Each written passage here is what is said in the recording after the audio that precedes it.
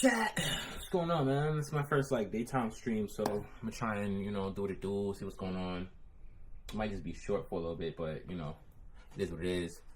What's going on? What's the word? What's the word? What's the word? Let me activate the other one.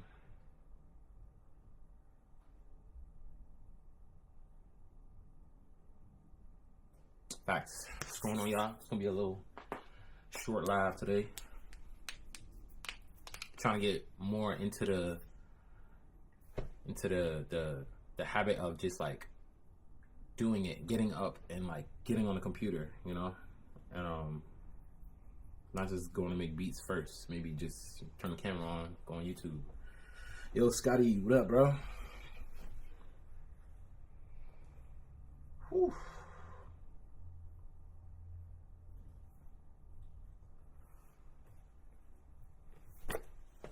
Shout out everybody out there on Twitch, YouTube, Instagram,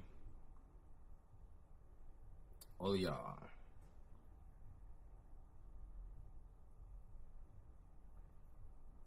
So yeah, man.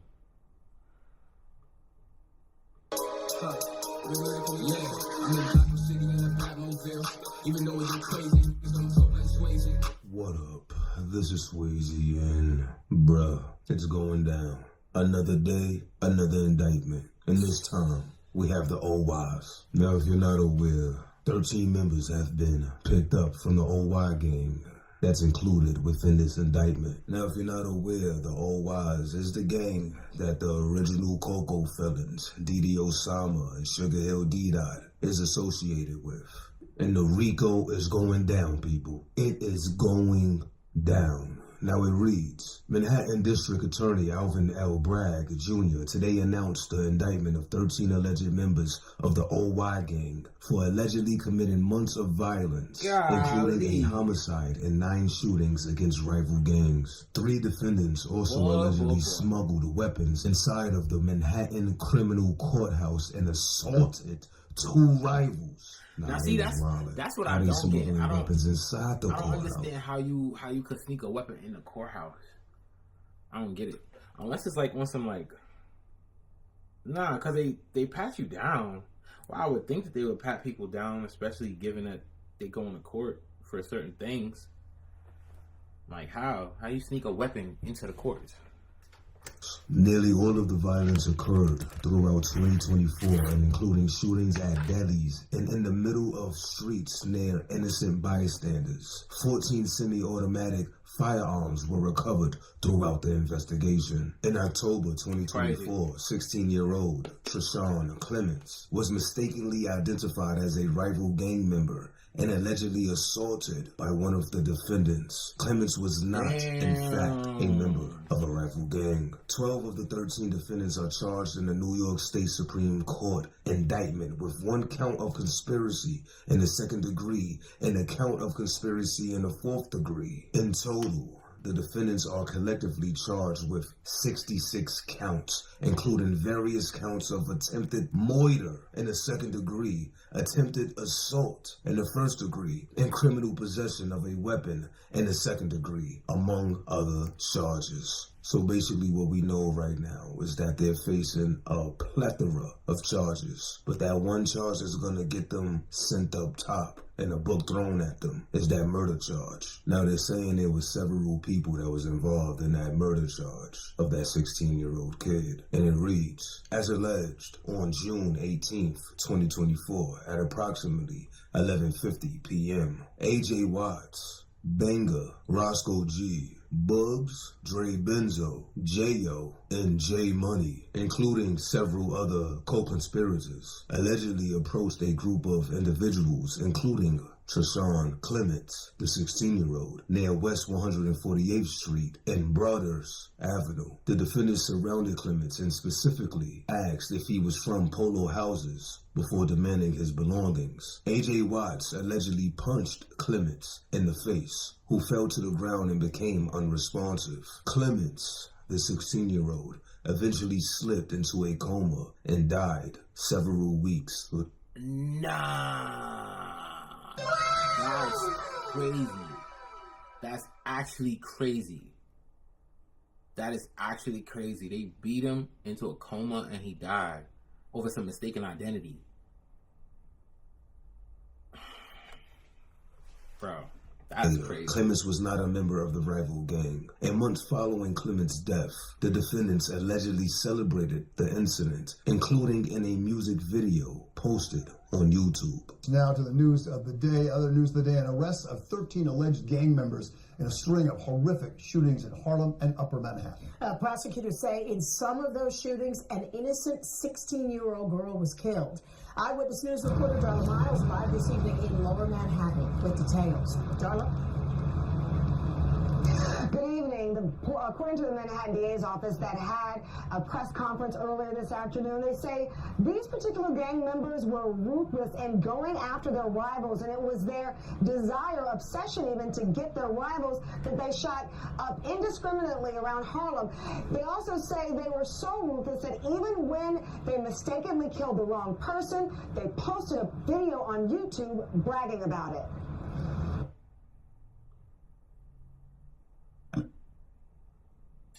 There are 13 defendants, 2 adolescent offenders, or AO, under our law. Dondre Murray and Zakaria Kamara, 2 alleged members of a gang who, according to the Manhattan DA's office, were so intent with taking out rivals, they would start shooting anytime and any place in Harlem.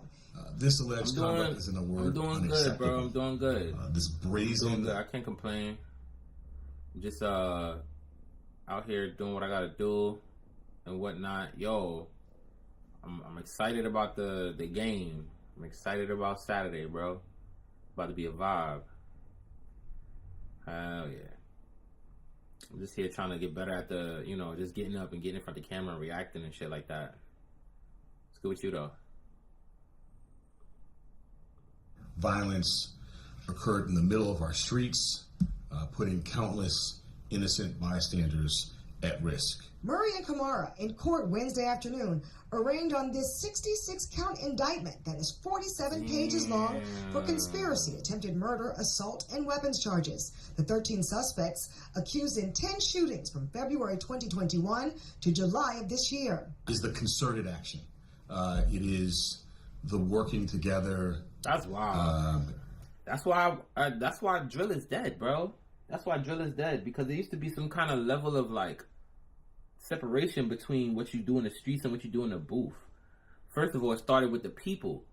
The people that was in the streets and the people that was in the booth was 2 different people.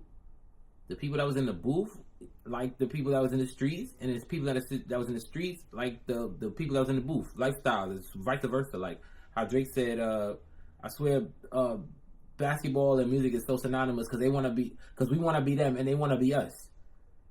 Then all of a sudden, next thing you know, you got street artists, or artists that gain street clout and street credibility, like the other way around. That shit is stupid. That shit is stupid. That shit is stupid. And with the stated purpose, we allege, of working against another group. In July 2024, near West 48th Street and Bradhurst Avenue in Hamilton Heights, prosecutors say members walked up to Trayson Clements, yelling and demanding to know who he was and where he was from. They approached him to rob him, surrounded him, punched him.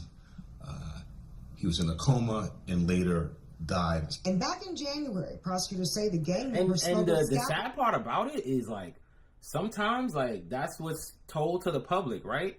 But sometimes, and this goes for both sides, where it's like, if a gangbanger was to get shot and then die of his injuries, or if a civilian was to get shot and die of their injuries, sometimes this shit can get political. They may not save that person, even though they could have been saved. Even though they could have been saved, that's why you don't want to be in them kind of circles, bro. Because once you do that shit, you open yourself up to being a toy, to being manipulated by unknown forces and shit. Oh, hold on. All right, Gray. Trying to upload the reactions like what you're saying right now about Drill being dead and posting TikTok. All right, bet. All these YNs gonna flood your comments. All right, bet. Clip up your reactions over time, take it easier. Okay. Say that. All right, bet. I be forgetting. Twitch got that got that clipping thing. Like, you don't gotta necessarily screen record. It actually saves your clips for you. Channel. I gotta change this. It's not Wacky Tacky Day. Wait, Studio Reactions.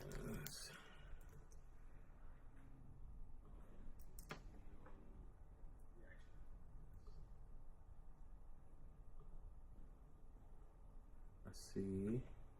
Oh my God, yo, cuz. All right, yeah, there we go. Cool. Good looking, Z. Good looking, my brother.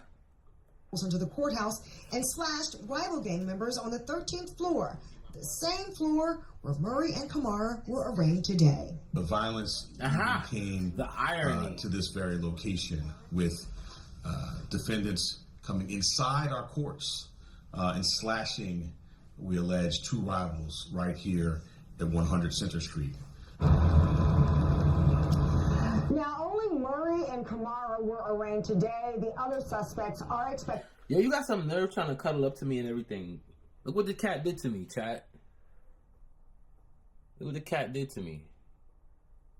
Earlier today, I had to hem him up. The next thing you know, I got a jaw on my wrist. Oh, you can't even see it.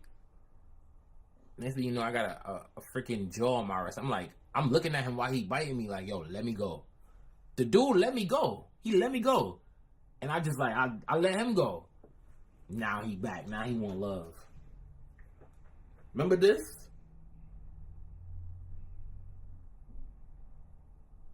Yeah. I should just gouge your little eyes out.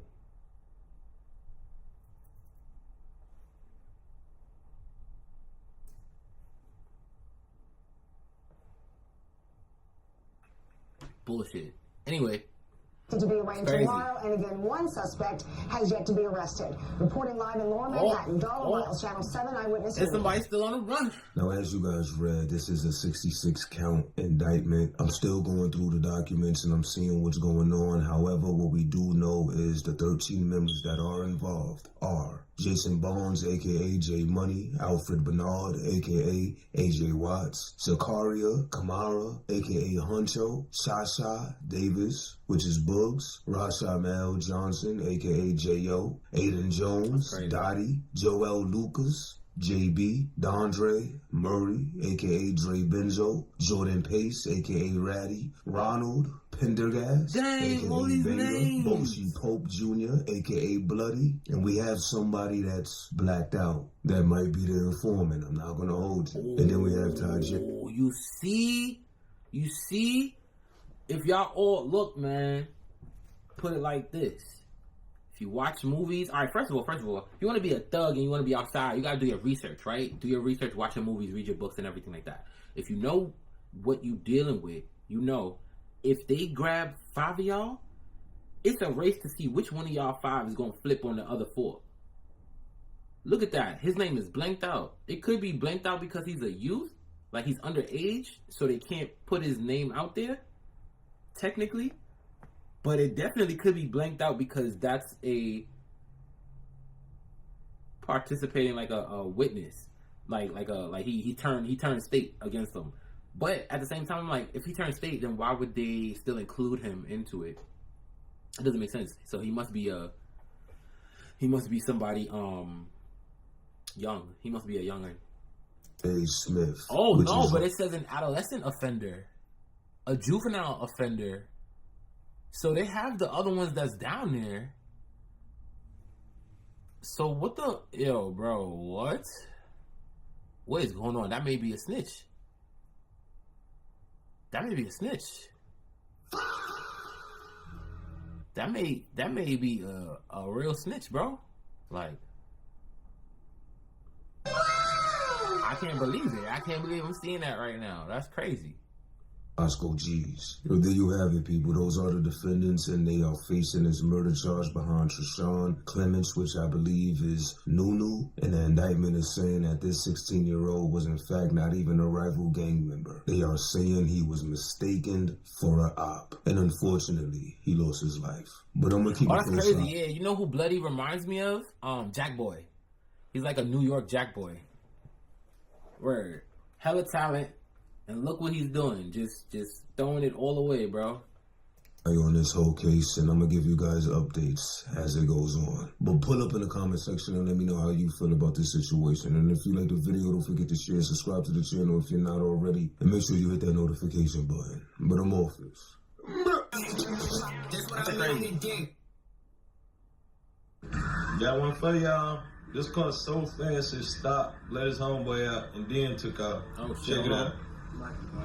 Yeah, this is crazy. This is crazy.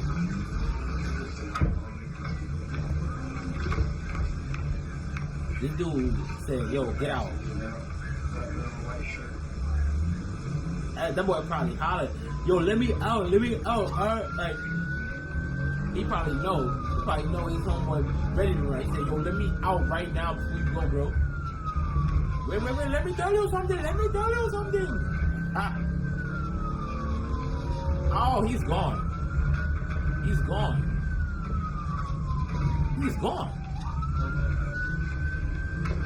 He's out of it. He's not even in frame no more. That's not him. He's done. Bruh. It's over. Don't even act like you know where he went. All right, don't even act like you know where he went, bro. This new feature just...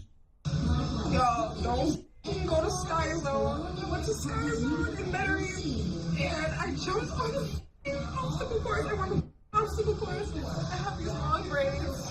They had beads in them. Bro, I went to the obstacle course. I jumped. I decided to fall because I couldn't stay on the obstacle course. I get up. My friends look at me crazy. Oh! Bro, my braids were You need to know, don't go to Sky Zone. No. Sky Zone, long braids. Nah. I feel like that's cap. I feel like that's cap because one, if you ever got your hair pulled out, or you ever lost hair, if you know, like that shit should be red. You should be in pain right now. You shouldn't be laughing. Secondly, why it look like the braider like braided around a bald spot? That's what it really looks like to me. Cause there's no way that happened right there. She would have been crying and showing us the video from the ambulance. Like, I call cap.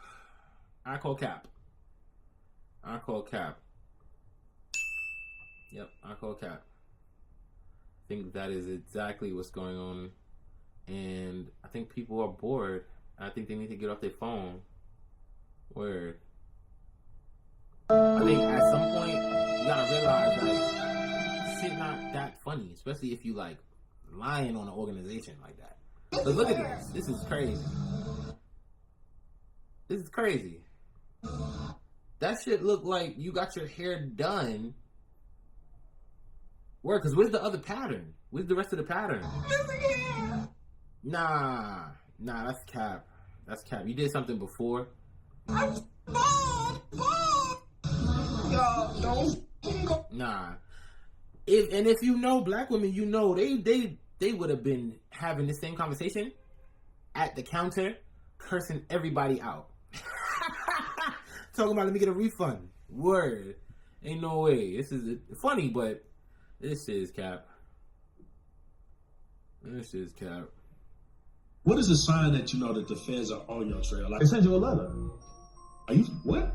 Yeah. Is it free Tory? You talking about this is what a RICO, or this is just when they're on you? When the feds are investigating you, they send you a letter and tell you you're under investigation. Wouldn't that be a sign to just start? The problem is, bro, you feel me? Like, guys will say, damn, the feds on me. I need to make as much as I can right now before they come. What is a sign that you know?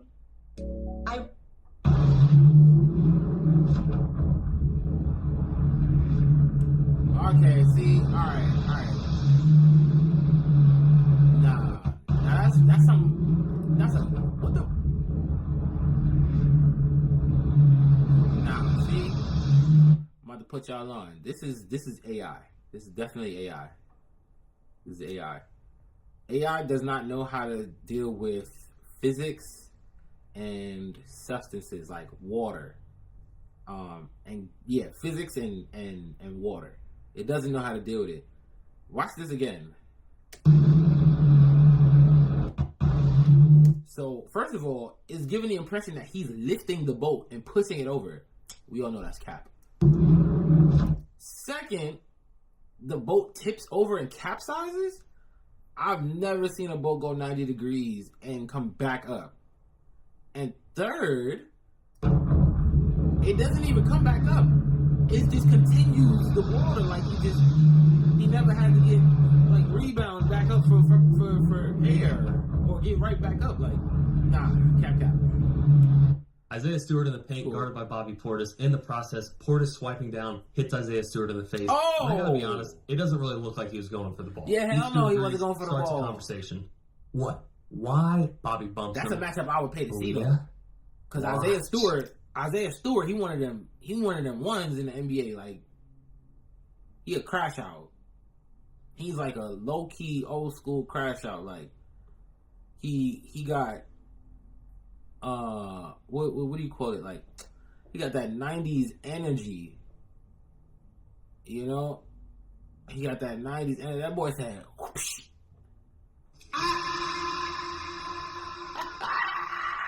Me bamba. Oh shoot. Nah, that's crazy. Watch. You watch. Isaiah Stewart, he's fighting some demons here. Oh, I oughta just... Ooh. Bobby not backing down, though. All right. Rodney Mott. Let it go. Yeah, they weirdos. Let it go. Hey, meet me after. I'ma beat you. Please meet me after. Coach Baker, stop trying to call me that. All that tough shit, all that tough guy shit, bro. You there to play ball. If you want to do all that aggressive shit, then just go How y'all doing? to the NFL. What's up, man? What's up, OG? Go to the NFL if that's the case. Cameraman just, Oh my God, you guys! The actual person that may have given the footage crazy. to Netflix has spoken out, and baby, it leaves even more questions than we thought. Because I'm wondering, you know what? Let's start from the top. Because, oh my God. You guys, every week Diddy finds a new way to remind us that Karma has a production schedule tighter than Beyonce's world tour. And this I week's hear that. episode, or today's episode, Diddy woke up in prison and said, I saw Netflix for $1 billion. word, he is tweaked. He is tweaked. You know how they got prison wine? He must be tweaked off of that prison cocaine. Cause how you gonna sue? How you gonna sue them for $1 billion? And they just bought Warner. They just bought Warner Brothers like it was nothing. Easy money.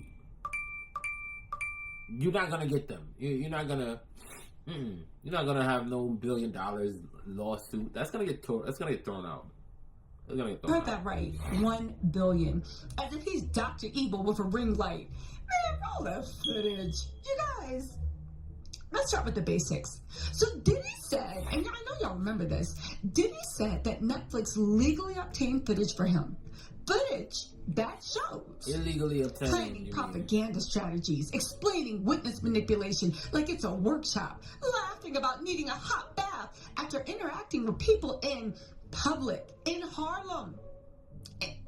In Harlem. Y'all remember? And the thing is, he was running out to Harlem to drum up support to keep his butt out of jail. I need a hot bath and peroxide. But we can go back to that. Let's get back on schedule, okay? And also, He said that Netflix illegally obtained footage of him giving a TikTok masterclass in how to incriminate yourself on 4K. Okay, so Netflix was like, actually, a freelancer gave it to us. And the freelancer said, yep, sure did. And Diddy's own filmmaker said, yeah, it wasn't me. My bad. I left someone in charge over it for 3 days. 3 days. That's actually crazy. Not a month, not a year, not a full production cycle. Just a long weekend. A long weekend is all it took to sink the lawsuit and Diddy's PR plan. Baby, Diddy just hit a legal brick wall. Because let's talk about this lawsuit. Or, as I like to call it, fantasy fan fiction for wealthy men in crisis. Because legally, Diddy is bringing a water gun to a wildfire. Now, here are the claims he thinks he has. And y'all pay attention. Because this is behind this, I believe, fake $1 billion lawsuit. Listen, that hasn't even been filed. 1, he's saying copyright infringement. That's cute, but it's misguided and it's impossible. To win that, Diddy has to prove he owns the footage. But his own filmmaker admitted a freelancer shot it. And unless that freelancer signed a work-for-hire agreement, that footage doesn't belong to Diddy. Which means that's a crazy Diddy is basically screaming, Netflix stole something I technically never owned. I never owned, and that's not copyright infringement. That's giving your cousin the keys and being shocked when he drives your car off the cliff. And he's also claiming a right of publicity.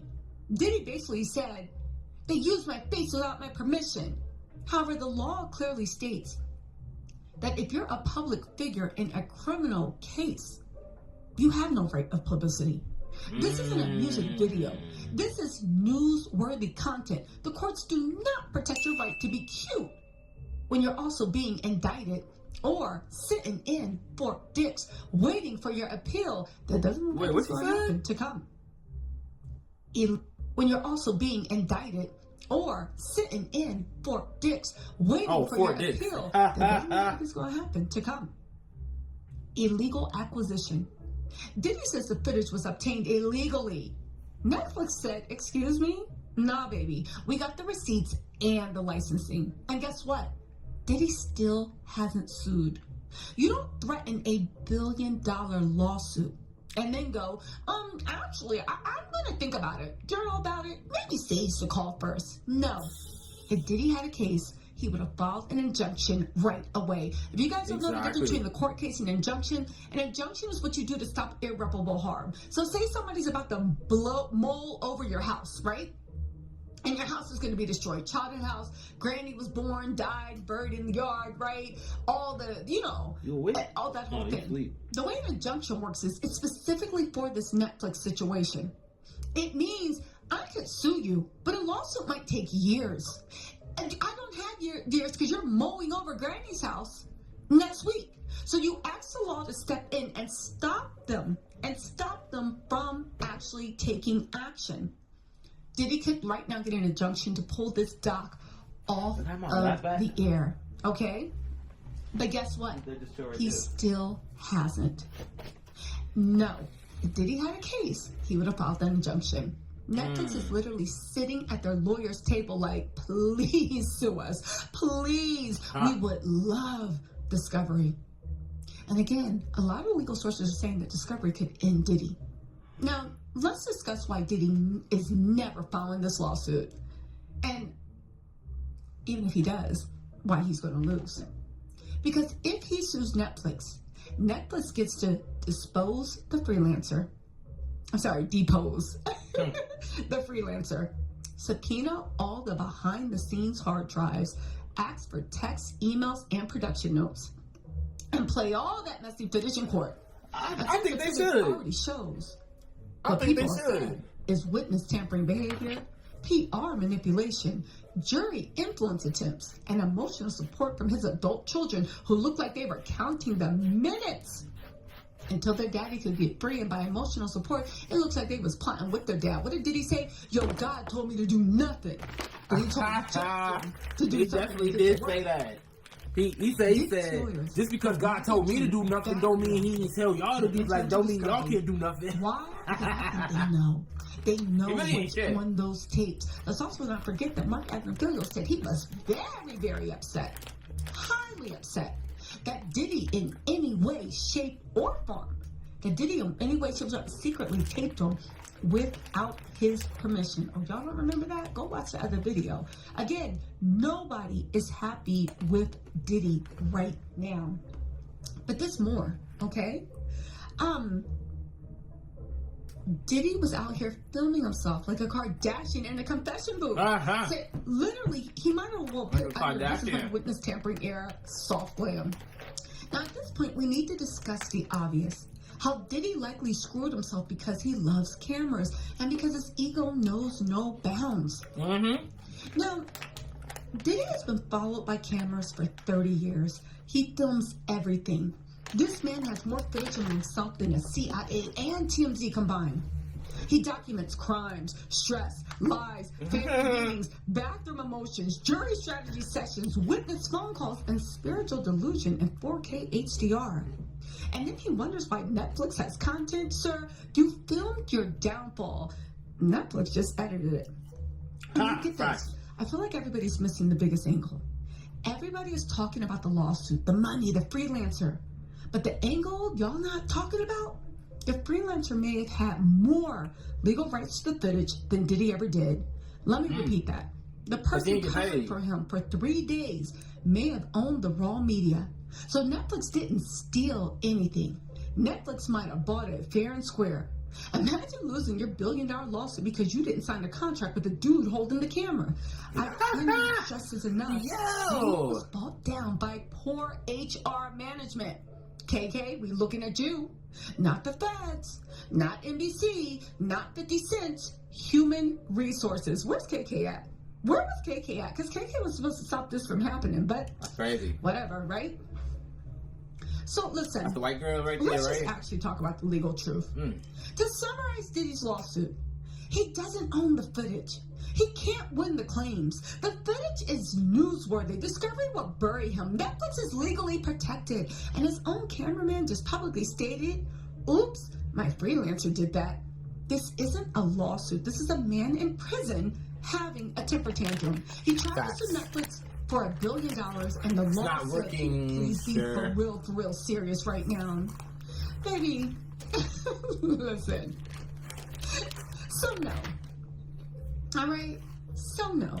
Sean Combs is not beating Netflix. He's barely beating the commissary line. But I'll give him that. He did create a $1 billion story. He just isn't the one that owns it. You guys.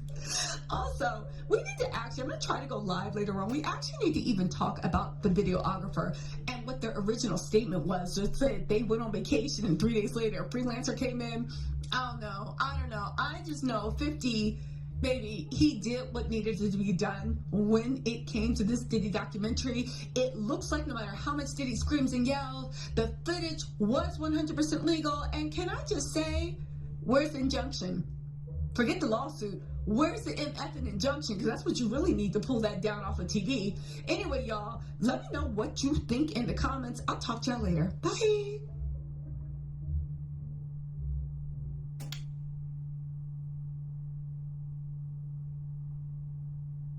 Yeah, I say crazy. Diddy he been cooked, but it's just funny to see how much he don't move like it. Like, what the hell? Oh, that's what These looking are like. the first clear videos of Diddy behind bars. That's him standing up right there. And to be honest, he doesn't look that bad. You can just see he just got a little gray beard, but that's natural. That's natural. All right, so he's coming down right here. This looks like a hallway. That's crazy. You can see his face real good right there, like his whole head is grayed up, which is crazy. You would have never thought that Diddy was that grayed up. All right, let me know what you think in the comments. He does look good. to me. Like, don't forget to like, share, and subscribe. That's actually crazy. And I'll see you guys in the next video. That's actually crazy. Diddy look nothing like he used to. These are the first clear videos of Diddy behind bars. That's him standing up right there. And to imagine being so vain that you don't want to age gracefully. Like, imagine being so vain and so, like, fully yourself that you dye the shit out of your hair every damn week. Like, I could understand it if it wasn't this situation, but this is no. Let me reverse that. People who's trying to say that it's because of the situation, it's like, no, that doesn't make any sense, bro. That doesn't make any sense. And he only got 2 years in prison.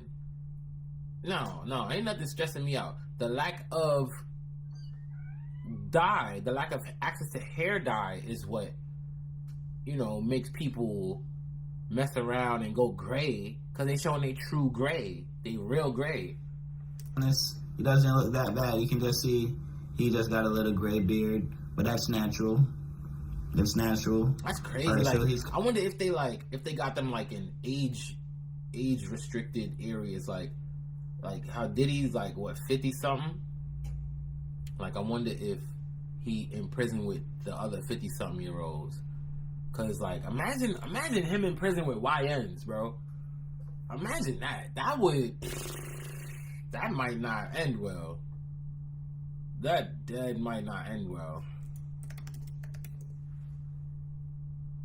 Mike, I don't know. Coming down right here. This looks like a hallway. Looks stiff as hell too. Pause. You can. Dang. Boy, that's crazy. Oh.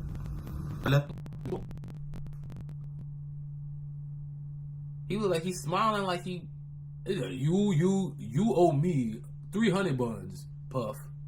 What I owe you that for? Cause you said I'll trade you my 4 ramens for 300 buns. You ain't never give it back. You ain't no celebrity in here. You gotta play by the rules. If we say we go trade, we go trade. But you gotta honor your word.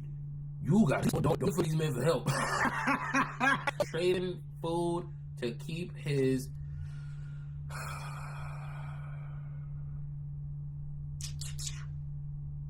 It's crazy shit, bro. Crazy shit.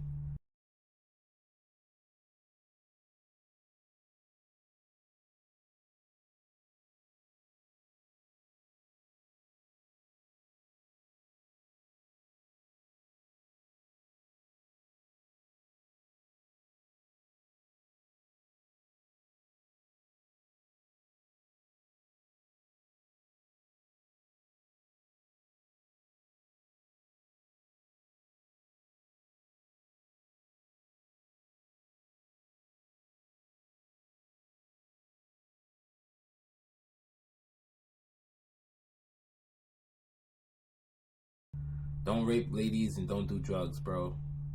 That's the moral of Diddy's story. Word. Because if he didn't sexually assault nobody, then he would just be a druggie.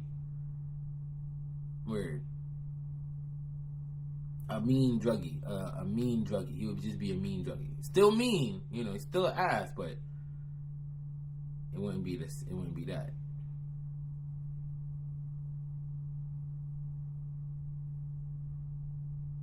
Yo, what's up? Did I get clipped again?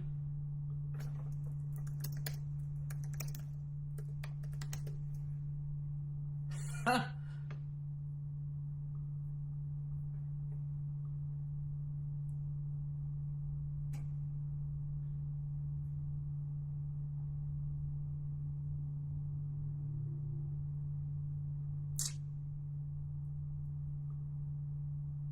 think I got clipped again.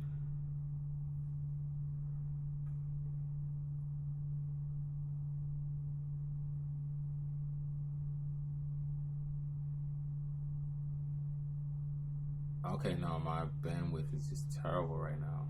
Sheesh. Okay, well, let's pause that.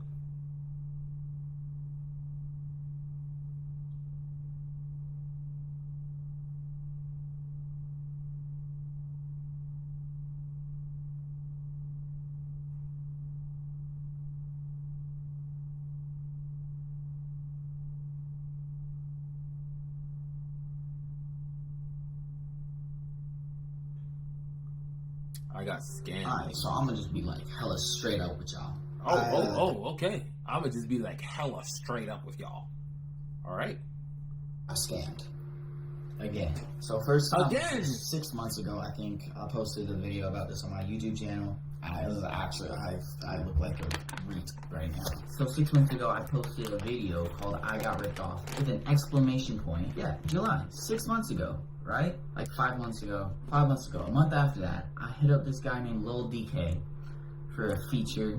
He says, bet, but it's gonna cost you. I said, how much?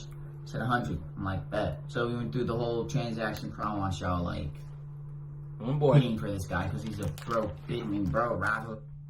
Yo, bro. Don't never pay nobody for no feature. If you want to make sure that they're genuine, don't pay nothing until you see they in the stool, loaded it up and everything. Cause these broke people out here, bro, they be taxing for verses, and you paying for their studio time. You end up paying for their studio time. Word. I'm paying for nobody's feature unless you talk to the manager. If they don't got management, you got leverage. Because if you don't got management, then you're basically on the same level as me. In a sense that, like the direct contact type of thing. So, I don't know. You're going to have to show me a little bit more to make me pay you. But, boy. Let's see what else he got to say. About ops and shit. You got ops, bro. You got a job. I hit up this guy named Lil DK for a feature. He says, bet, but it's going to cost you. I said, how much? He said, 100. I'm like, bet. So we went through the whole transaction. Well, hold on, let me read that. It cost you. I said, how? I can't, bro, but it would cost. How much it cost? Alright, see? That's a red flag right there. Boom. This boy said, I could do it, but how much it costs? He said, I could do it, but it's going to cost. 11:15 at night. 6:30 the next morning, right? So that's a decent amount of time in between then. The little dude sleep. But from 6:30 in the morning to 5 p.m. that night, that's disrespectful. That is disrespectful. You mean to tell me you ain't see your DMs all day? All day. And you want this money, but you ain't see your DMs all day. That's the first red flag, my boy. How much? Said 100. I'm like, bet. So we went through the whole transaction. Oh, hold on. Let's read this shit too. Hold on. He say, you want to do that? Yeah, he even talking like a scammer too. Look at all of these gray bloops. Like, he talking like a scammer. I don't like no long talking. If I'm looking for something, show me where I can find it. I'll make my moves from there. If he was really real, he would have just said, wait, hold on. You want to do that? Yeah. You money ready? Yeah, I only got PayPal though. I don't have PayPal, bro. What? Okay. What you have?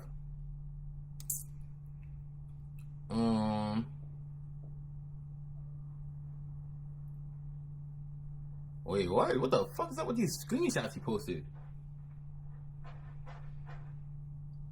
Do you have the email you made it with? I just requested it. Hold up, I get to it. It's saying I need a sponsor account or something since I'm under 18. Yeah, bro, you gotta do some extra shit. Okay, you got any other way I can pay? I'm about to try and get a PayPal.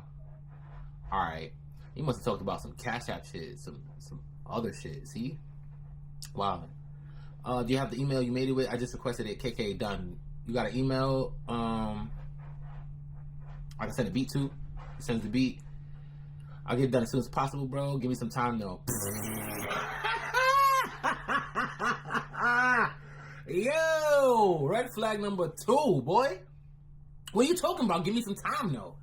It should have been established before you sent the bread how much time was going to be needed to do the thing. Why are you talking about you need time now? Before you was hawking me down, talking about, yo, you ready? Money ready? You ready?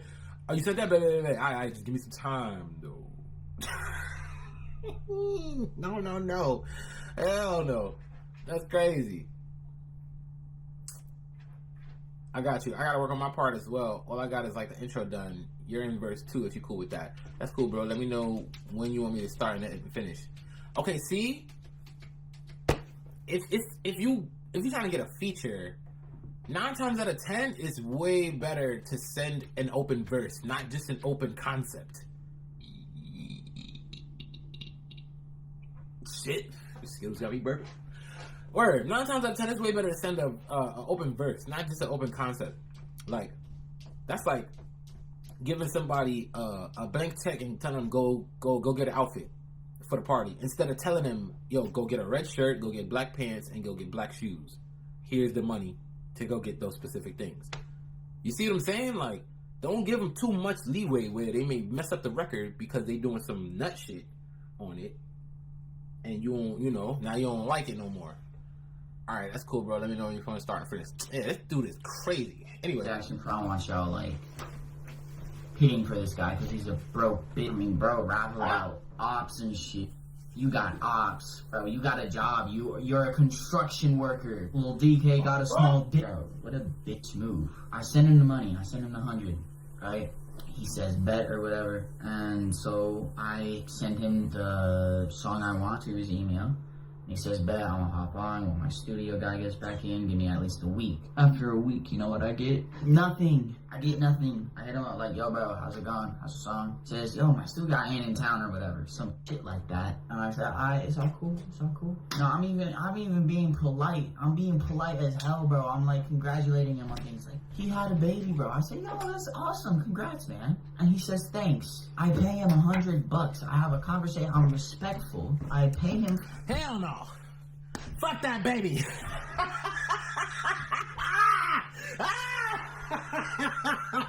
Fuck that baby. Run my verse, bitch. Hell no. Hell no. He said he got a job too. Hell no. What a bitch move. I sent him the money. I sent him the 100, right? He says bet or whatever, and so I sent him the song I want to his email. He says bet, I'm gonna hop on when my studio guy gets back in. I'm gonna see if bro will let me go to his studio soon. He be playing sometimes though. Wow! Now he playing sometimes. Nah, bro. Nah. I'd have been like, yo, hit me when you in the studio. FaceTime me when you go to the studio. I'll send the money, then you could just do your verse, and then we could knock it out right there. Because first of all, what you mean? How you go from so much of a green light, everything's all systems go, there's no issues here, are you money ready, to, I gotta see if my studio man gonna let me fuck around in the stool, man, cause I don't know, he be playing sometime though, you feel me? Yeah, I bet he be playing when you don't got that bread. Talk about that part. Man said LOL. Word. I would have said LOL too. Cause what are you talking about? You gonna see if bro let me go to his studio soon. He be playing sometimes though. LOL. And then he says, I put up numbers for real. Sure, I'll pay you the 50 when the song is done and posted. Sounds good, bro. I'll try and get it done within a week or two. I just had a baby, so you gotta give me some time, bro. Fuck that baby. Hell no. And that baby, hey, to the baby, hey baby, your daddy's a liar. Off rip. Or that rapper who talking about he your dad, he a liar. Cause that might not even be, never mind. And give me at least a week. After a week, you know what I get? Nothing. I get nothing. I hit him up like, yo, bro, how's it going? As per usual. Says, yo, my studio guy ain't in town or whatever. Some shit like that. Alright, it's all cool. No, I'm even being. Nah, we gotta read that. I'm done writing, bro. I just need to lock in some stew time. Yo, this is crazy. When did he first start inboxing him? Okay, July? Yeah, July? Okay, this is a month. Oh, okay, yeah, 2 weeks. 7:46 p.m. Okay, he said, hell yeah. Hey, bro, any update? It been over a month now. Yeah, bro, my bad. My stew man just came back from Puerto Rico. Hell no. Hell no. First of all, I understand when people be like, they got their stew man and they got their person that they want to go to. Because I have several people like that only come to me. Like, they only come to my studio, or they only want me to engineer their stuff because they say I know they, you know, I know they sound and I'm familiar with it. I get that. But if you on a mission for a guest feature, why would you loaf with the studio time? Especially if you only need like an hour to lay a fucking verse down. I'm pretty sure it's not even a 16. It's probably like a 12 or some shit. Like, what the hell? What the hell? My stew man just came back from Puerto Rico, bro. I'm waiting for him to get me a day. I have it ready. That sounds like me when I went to Puerto Rico. That's hilarious. What? I said, it's all cool. No. See, you being too polite, Mr. White Man. You being too polite. July 27th, still writing, brother, man. I should be hitting the stew any day now. Bet. August 2nd. I'm done writing, bro. I just need to lock in some stew time. From the 22nd, July, August, 28th, 29th, 30th. August got 31 days? Hey, Siri. How many days is in August? How many days are in August?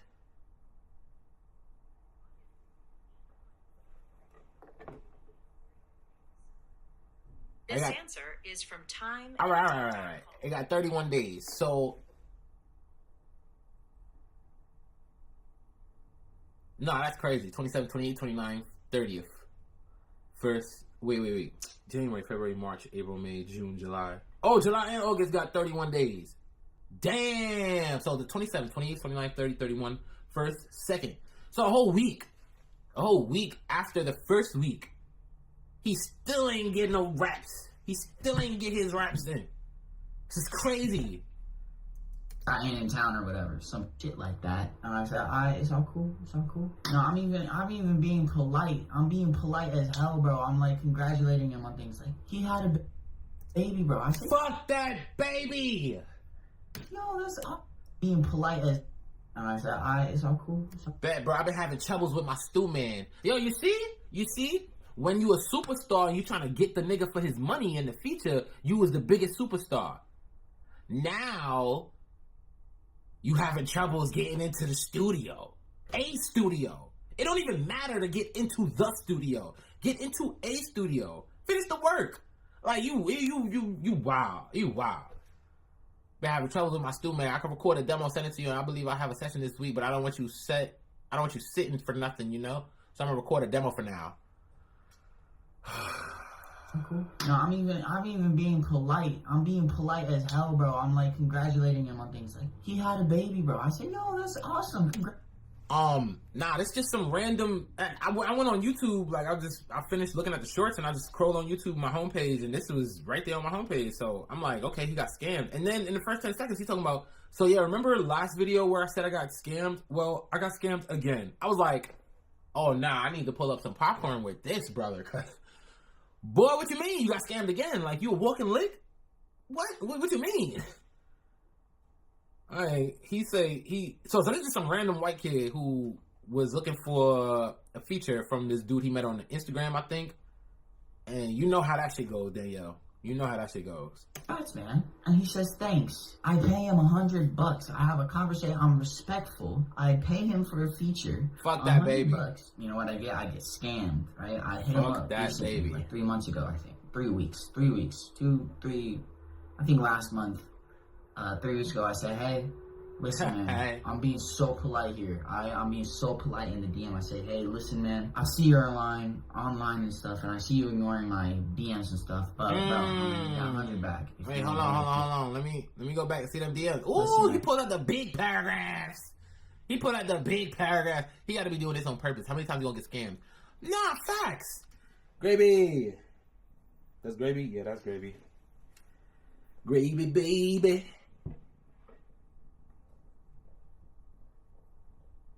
Yeah, his little fake ass bit the shit out of me earlier.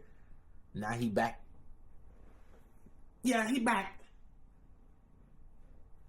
Yo, I got a white shirt on. You know, this is the reason why I didn't want you over here in the first place. Cause I have a white shirt on, bro. I don't like messing up white shirts. Anyway, yeah, facts. He said, "Hey, bro, I ain't trying to be that guy or whatever, but low key, you ain't done nothing for the song or whatever, and I ain't trying to be disrespectful or anything, but low key, bro, I need the money back if you ain't gonna work on a song, dog. I paid $100. You said it's no sound? What you mean? What you mean it's no sound? Nah, I just paused it."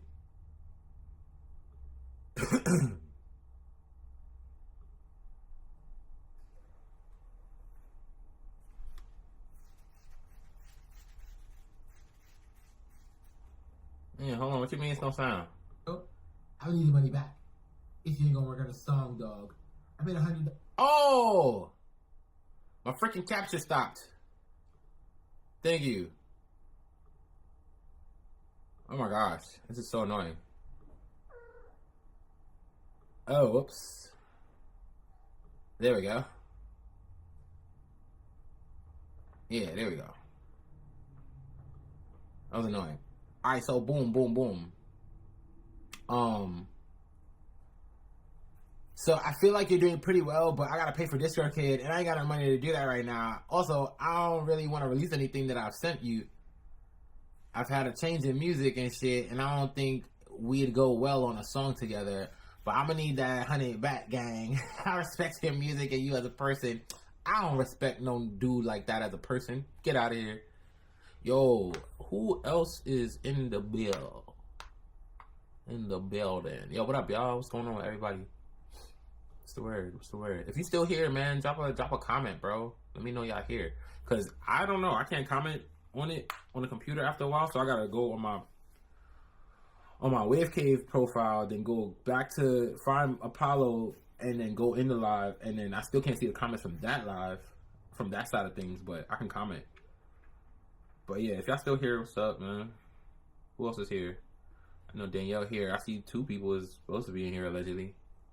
But yeah, I respect your music and you as a person. I just don't want to, this shit trash.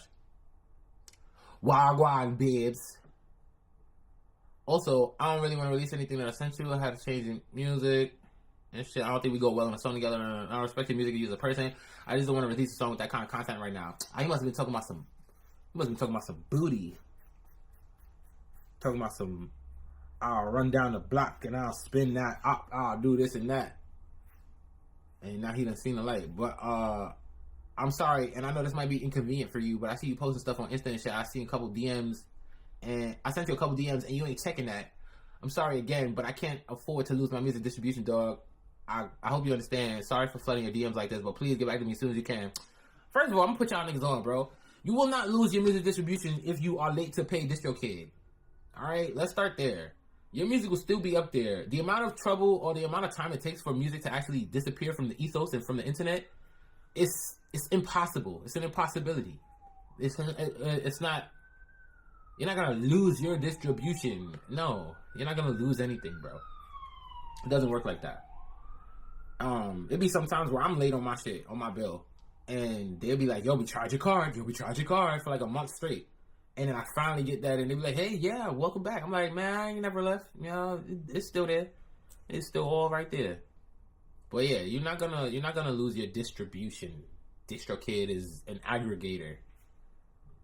I'm being so polite here. I'm being so polite in the DM. I say, "Hey, listen, man. I see you're online and stuff, and I see you ignoring my DMs and stuff. But bro, I'm gonna need that 100 back if you ain't gonna give me that feature." And I say, "No, never mind. I don't want that feature. I just want the money back because I gotta keep paying for DistroKid. And if you know, I only have 21 cents in my bank account right now, bro. I gotta pay for DistroKid soon, bro. I gotta pay for DistroKid. I gotta pay for all of that. You gotta be trolling right now. What? Or I can just kidding. I don't do drugs, kind of. Or I can give my girlfriend a nice Christmas present. I'm trying to get my money back, bro.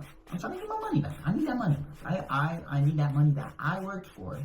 He ain't done shit for it. He got $100 from me for nothing, bro. For nothing. Word. Give me my money back, bro. That's some weird bum shit too. Respectful. I'm saying, listen, I respect it. Hey, word. That rapper is a bum. He's a broke bum. Word. You gotta be careful with them dudes out here, bro. They'll talk about, yo, feature this, feature that, feature this, feature that. Fuck around, smoke the feature money. What you do, but I don't think the song between us is gonna work out. So I'm gonna need that 100 back. I'm gonna need that 100 back. I took a turn in my music. I don't do that kind of music. He don't give a fuck about No. none of that shit. He don't give a fuck about none of that shit. And as an artist, you gotta stop thinking that people will. They don't care about what the fuck you changed as an artist. Hell no. They care about the fact that you about to take that money back. Word. So you, in turn, should not care about nothing at all about that shit. What the fuck? He ain't even leave me on scene, but I see he been online. I see he been posting and everything, right? He even in the beginning, I knew it could've, like, he wanted money out of me. He was asking for $50 more to... Yeah, facts to promote. You see? All of these promotion pages and manager pages and I can get you this and I can do that for you and everything like that. Like, but they will hit you up first. When they hit you up first, do what I do. I'll be like, oh, how can you help me? They be like, does that sound like a plan? Does that sound good to you? I'll be like, yeah, it sounds great. It sounds awesome. It's like, great, when do you want to start? Immediately, whenever I can. He's like, okay, well, you have this package, this package, this package. I'm like, no, I don't have any money. I thought you was going to just do it. They be getting tight, bro. I love, like, upsetting the scammers, like, making them mad and irritated. Like, the best part is getting them out of character, where they snap out of that character that they was playing. That's the ultimate goal. That's when you won. Yo, JK, what up, bro? I don't know. Instagram doesn't tell me how many people are in the live right now. It just keeps on floating between 1 and 2 and 0. Like, every now and then it'll go to 0. And then I'll be like, oh, okay. Well, somebody close their phone. promote the song when it's out. I'm like, yeah, sure, I'll pay you $50 after the song is done. Y'all obviously seeing screenshots. This is the second time this has happened to me, bro. You think that just because I'm a kid, I'm not gonna do nothing? Where's my glasses at, bro? I'm gonna be a nerd with this. I'm gonna take legal action. Legal action. Anyway, dude, I just want my money back, bro.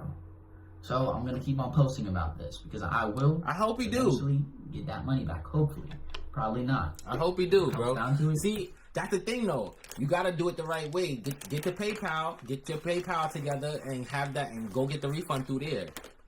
But see, you gotta be careful because there's a method to not getting a refund. The people will have you do it, send it as friends and family. That's what it is. If you send it as friends and family, and you get scammed, or if they don't do what they said they were gonna do, since you're friends and family, PayPal don't have to worry about getting you your money back. The person you sent it to is friends and family. You could go talk to them and knock on their door, allegedly. They're not an entity or corporation where we can just take that on the chin and give you your money back and then go prosecute them. No, they're friends and family, so don't fall for it. Don't fall for it. If anybody ever offers you any kind of payment or something like that, just have it sent through regular business, because at the end of the day, if they're not your friends or your family, why lie? Because it's only going to hurt yourself. It's only going to hurt yourself. Word.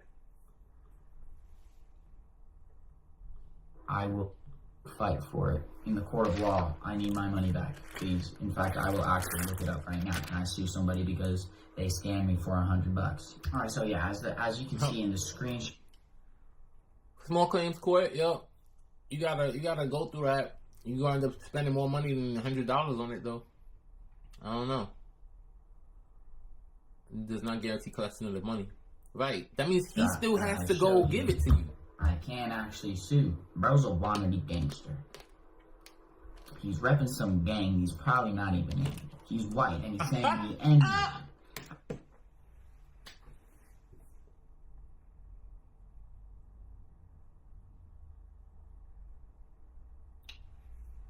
It don't make sense now.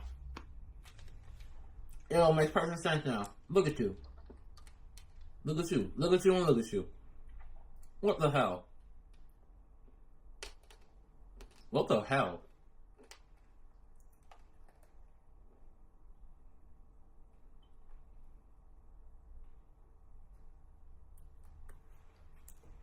He's repping some gang he's probably not even in. A wannabe gangster. He's repping some. That's crazy. Alright, oh why? That's crazy. He know all of them? Gang he's probably not even in. He's white and he's saying the N-word. Have you seen his haircut too, bro? Look at that haircut, bro. He's chopped. He is chopped. Also, like, for real, how broke is bro? How broke can one man be, bro? Bro has to use ChatGPT for his album covers, bro. I'm not gonna lie, everybody who uses ChatGPT for your album covers, y'all are bad. Y'all are down bad. Y'all are down bad. I'm not gonna lie. You gotta stop doing that. Especially when you don't know how to prompt. You don't know how to write prompts. So it just looks like a damn children's book. A children's cover. Like, what are you really doing, bro? You gotta actually invest into somebody who knows how to do what they're doing. This is terrible. This is trash. I've seen a couple like this too. Like, this shit is trash. Hop Out, J Bells, and NFG Lil DK. NFG Lil DK? That's not it, my boy. That is not it, my boy. I thought his music was tough. But I ain't gonna show no more respect, bro. I do not respect him anymore. Like, that's crazy. Yeah. Hold on, talk about it. Yeah, he's saying those words. He's white. He's still gonna make music with it, so it don't make no sense trying to talk about him now. Word. Y'all both is weirdos. Weirdo. You about to pay for a feature with a white dude that say the N-word. Now that he done zoned you, now you got a problem with him saying the N-word, or now you don't want to work with him and stuff like that. Get the fuck out of here. Both of y'all coconut heads need to get backs together. Freaking dunces, bro. What the hell? No, I'm not doing this no more, bro. Yeah, I'm I sick bet. of this, bro. I bet. This is the second time this happened to me. This is not acceptable. That's good for your Either ass. I'm Karma. retarded, or Karma is I heard it earlier. Somebody said it. Karma's production schedule is tighter than any Hollywood movie ever. Karma will get you when it need to. And I'll take it a step further. God gonna get you when he need to. God gonna get you when he need to, for sure. For sure. You over here trying to do songs with people that's divisive, that's divisive, like. Now you got scammed. Yeah, he divided your ass from that $100. I'm just being taken advantage of because they think I'm dumb. Because I'm 17. I'm technically 16. I'm gonna be 17 soon, though. I'm also dropping an album called 17 Years on my 17th birthday, January 22nd, 2026. So make sure you guys go stream. I'm also dropping a trailer on Christmas, actually. I might also be dropping a freestyle on Christmas Eve called Christmas Eve Freestyle. Only on YouTube, though. Maybe SoundCloud. Nah, just YouTube. I'm gonna thumbs up this shit. I want to see where this goes. Thanks I for want to watching. see what's Hopefully up. you guys can support me. What's that boy name? NFG Lil Duck? NFG. Hold on, where's that? ChatGPT ass cover arts, bro. I'm trying not to go in on that too much because I know a couple people that be doing that shit. Like, I do it too, but my shit way harder than than what these dudes be making, bro. Oh no. Hold on. Promote the song. NFG Lil DK. Alright, we finna see him right now. NFG Lil DK. NFG.lil.dk.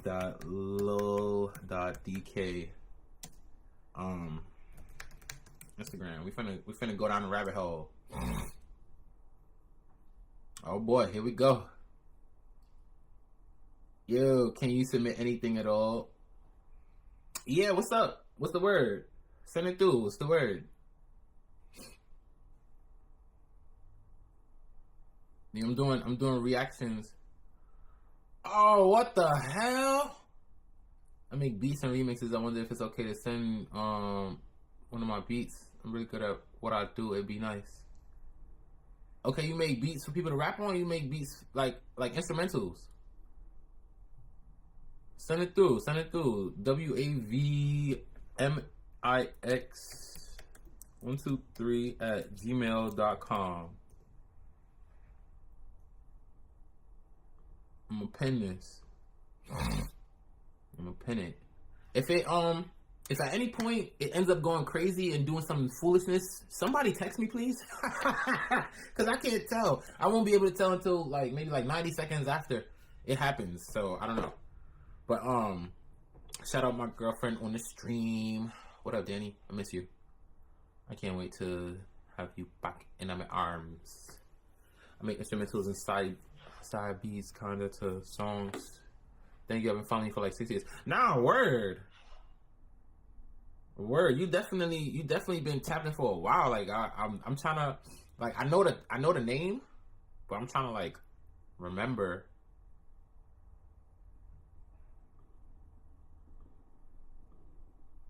Where we met.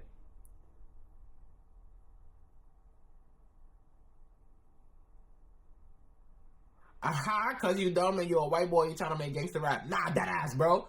That ass.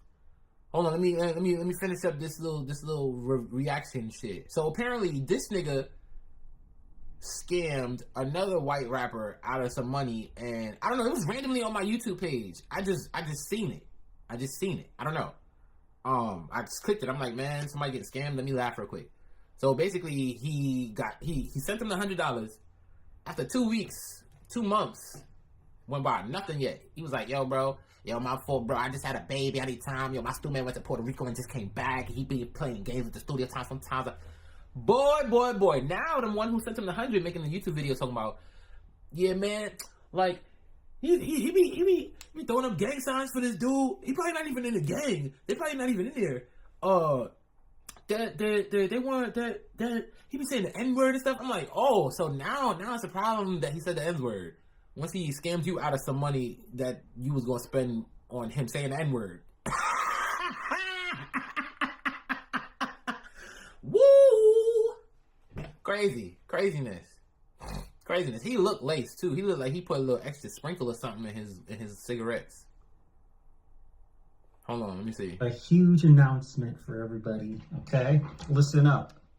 So, to all the rappers out there in Colorado and shit, this is your time to shine. Oh boy. So here's what we got going on. So we don't have a date yet as to when this is going to happen. We don't. Hey man, word to that crack behind your head. I think you got bigger fish to fry, my boy. I'm not gonna lie. That looks very weird, and you might want to. Oh look, see, somebody hitting him up. You better hope that's not his man's. Don't have a time either, but here's the basic gist of what's going to happen. I'm going to be a co-host on a live with Lil DK, and we're finna have Song Wars, and we're going to have all the gangs in Denver, Bloods, Crips, Villains, Oldies, Northsiders, Southsiders, all. What the fuck are you talking about? You're wild. He is wild. Let me hear some of the songs. I just want to hear a song. I just want to hear one song.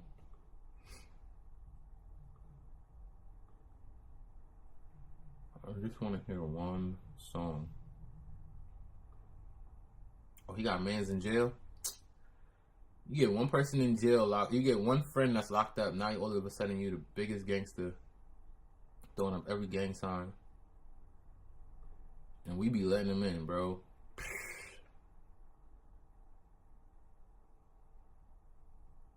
I just want to hear one. 96,000? 10 milli? Nah, that's a feature. And 2 features on it, which is 3 people. He only got 33% of them views, which is on 3,000. Heavy Stepper KM, directed by Lil. He's a director. Anyway, I'm thinking too much about this shit. I bet I'm about to tune in right now. You sent it through? Take his pain away, Lord. You know, let him know that everything happens for a reason. This man got the obligatory funeral scenes for the music video. Oh my god. Hey man, we're in the Nation of Islam? Colorado?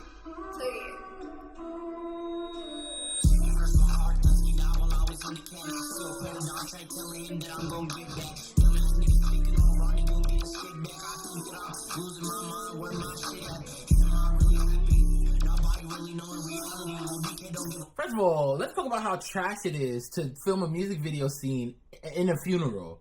That shit is terrible, bro. Hold on, let me go check my email for Gambit52. You sent it through, Brady? Let's hear it.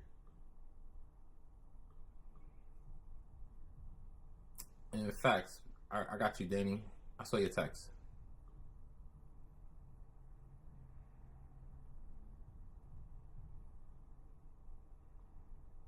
No, I didn't get it yet.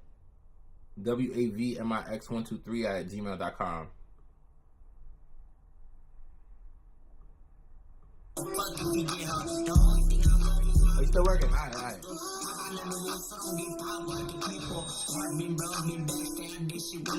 Nah, bro. Nah, I can't give this man a full view. I gotta tap out before a whole minute. Word. Fuck that shit. Fuck that shit. He could be an Edgar. Because the white boy was trying to cut his hair. Like he was trying to, like, roast him for that haircut. That's the Edgar cut. And we only call it that in New York because the name Edgar out here be having that little bowl cut. Well, he could be Mexican. He could be Spanish. He could be very diluted Mexican or Spanish or Hispanic or whatever. Still no excuse. Still no excuse. I feel like if you don't got no melanin, you dead can't say that. You dead can't say the N-word, bro. You dead. Like, it's encoded in your skin. You know? Word. Because I have yet to see a Caucasian person with melanin. Like, they got white features, like Michael Jackson, but, like, they black. Like, it's black, dark skin. Like, never seen that shit. Until I do, nobody can say the N-word. How about we all just stop saying it? How about that, man? That shit crazy, bro. That shit crazy.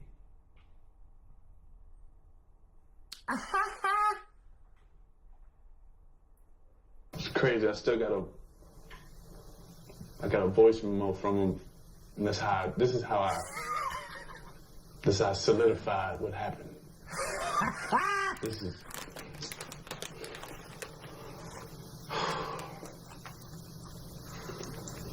Yo, what's up, Playboy? What's up, Daddy? Lil Lee. Lil Leon, Lil Leroy. Yo, I did not understand that. You know, old people be having old people moments. They refuse to learn your name because they keep forgetting it. This nigga name is Lil Rod. Lil Rod sound like Leroy. This nigga keep calling him Lil Leroy. Lil everything else. I swear, bro. I'm sure you're retarded. Oh, you said you sent it? I bet. About to tune in right now. Fuck this comedy.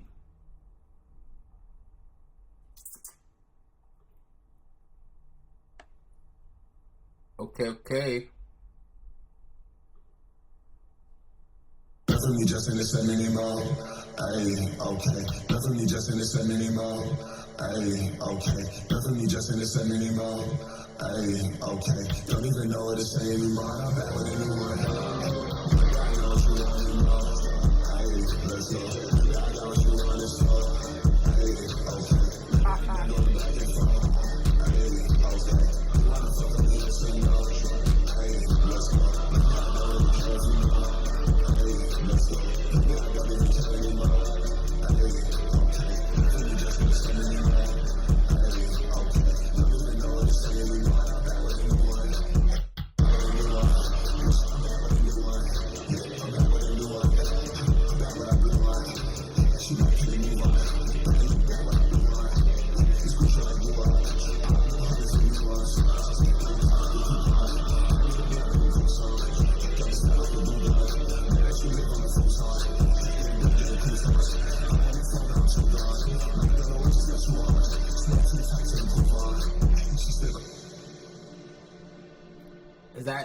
Was that your who was rapping? That sounded like a song.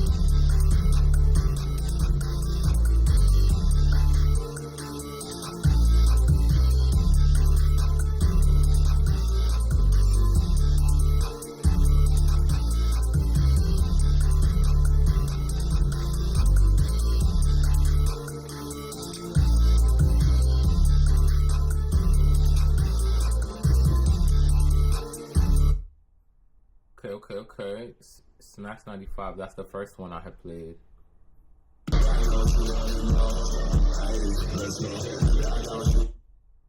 Wait, this is Dimension.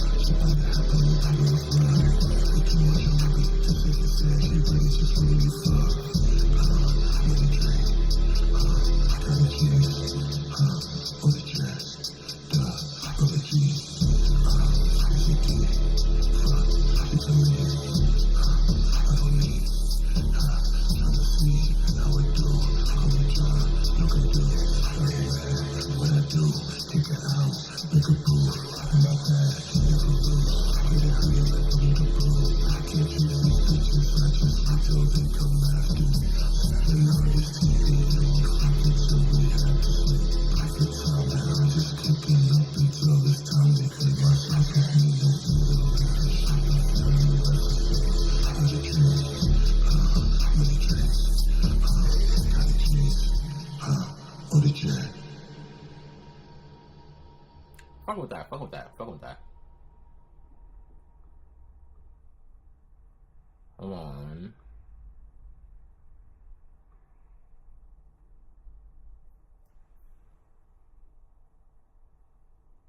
Current projects, but oh, remixes. Okay, let's see. Oh, this shit hurt.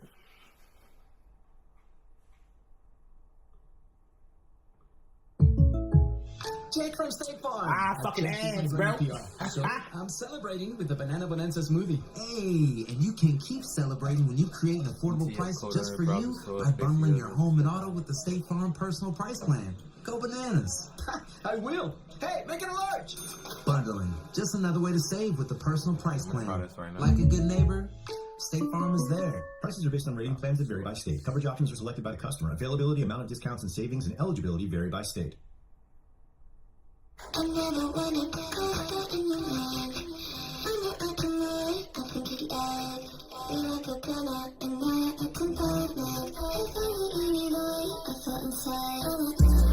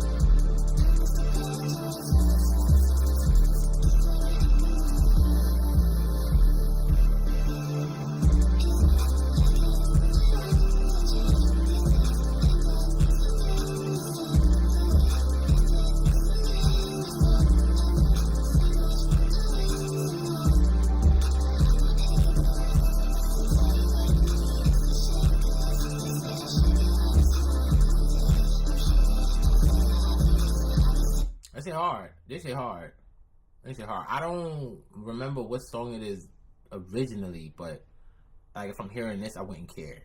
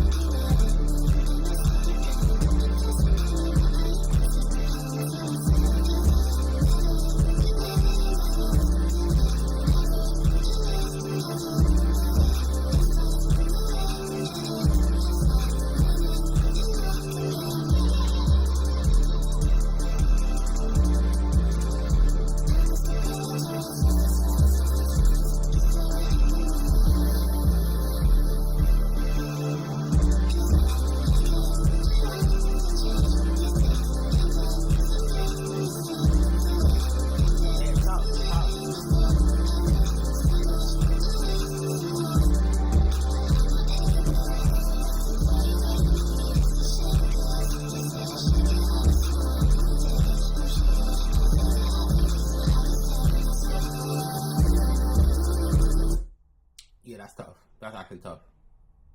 Flo Milli remix. Let's hear this.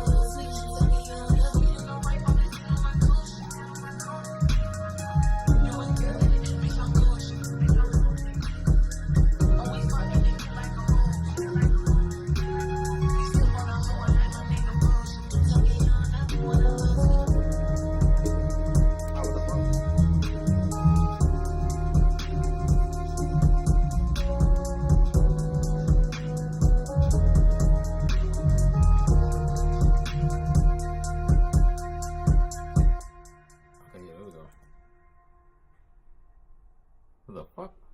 Why can't I find?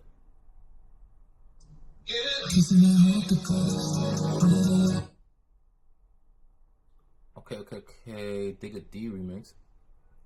Oh yeah, remixes is dope. Remixes are definitely dope.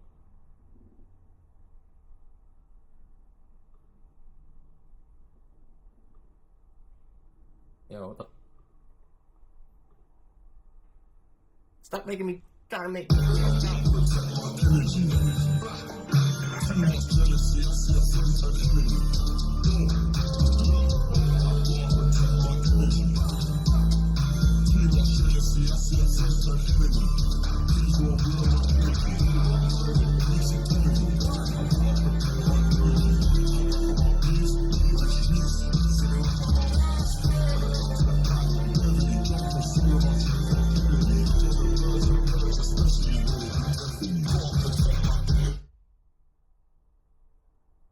What? Somebody knock on the door.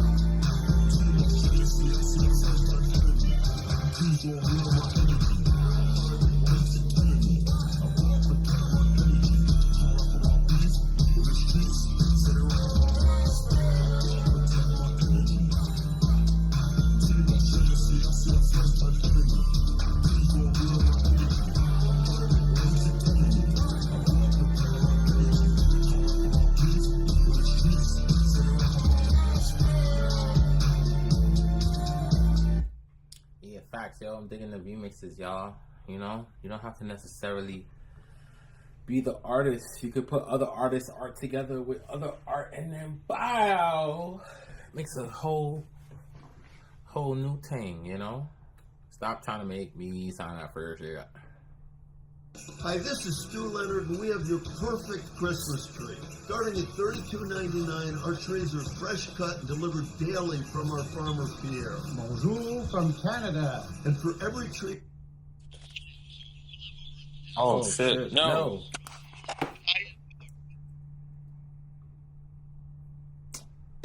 Oh my gosh, come on, bro. Stu Leonard, and customers always ask me, where do I set up my tree at home? Wherever my wife Kim tells me. Happy holidays. Ho, ho, ho. Welcome back to Winter Hack Radio, the place for clever Y'all hacks really gonna hit me with 2 ads? That's crazy. Yo, spreading sand or bird seed. email the song file from now on. I don't want to brush it off. Done. This is annoying. We'll just get.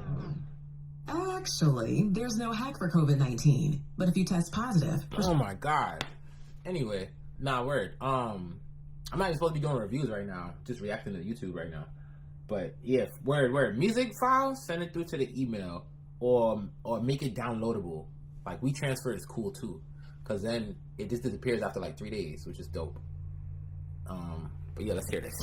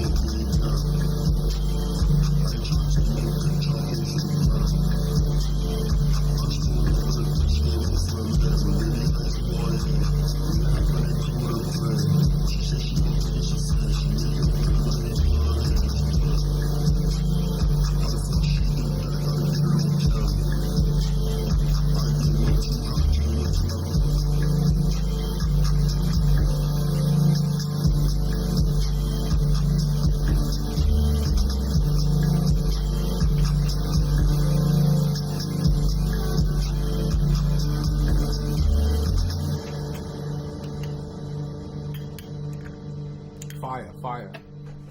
And you're a DJ producer. Word, bro. Make sure y'all go tap in. What up, Goo? Yo, Kyle, what up, bro?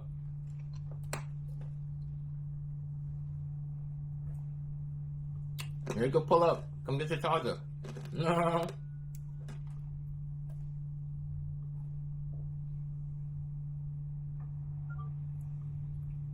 I'm crying. I'm like, what's that white noise out here in the background? That one. Okay. Yeah, man. Alright, so what we're gonna do is we're gonna take a little quick 20-minute break. Skilladine. And then we back. We're gonna be back.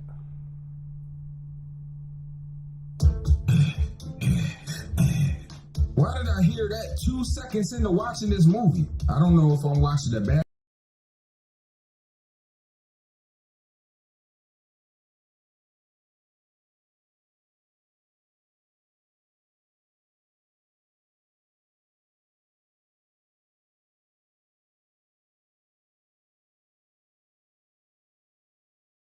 Characters, and he's having this man-on-man contact with his dog.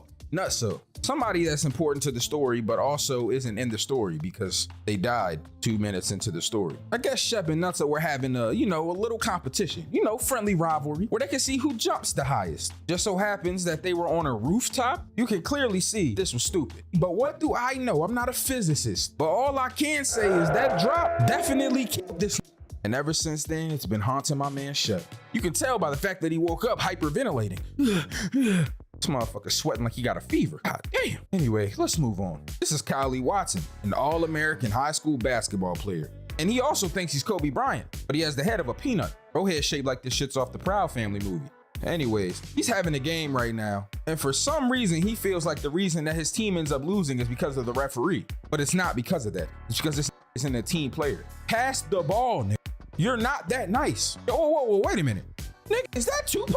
That's Birdie, the gang leader of the movie. He got this big ass scar on his face. We'll find out why later. But for now, all you need to know is he didn't get in a fight with Wolverine. But that shit look crazy. Look at this dude Kyle talking about, yo, Rev, he fouled me on my wrist. He slapped my wrist. You sound like a bitch right now, I ain't gonna lie. Anyway, the reason why Birdie came to see Kyle is there's this big ass basketball tournament that the city does once a year. And my man Marlon Wayans, aka Boogaloo, aka Boog, aka just got out of jail and I'm ready to smoke some shit. Wait, hold up. That's my name, Wood Harris? Hey, yo. But see, my man Boog, that's Kyle's friend from school. He's gonna be very, very relevant to this story. Some may call him a hero. Me, I just call him a rebel. Anyways, they lost the game and everybody's upset about it, including Moto.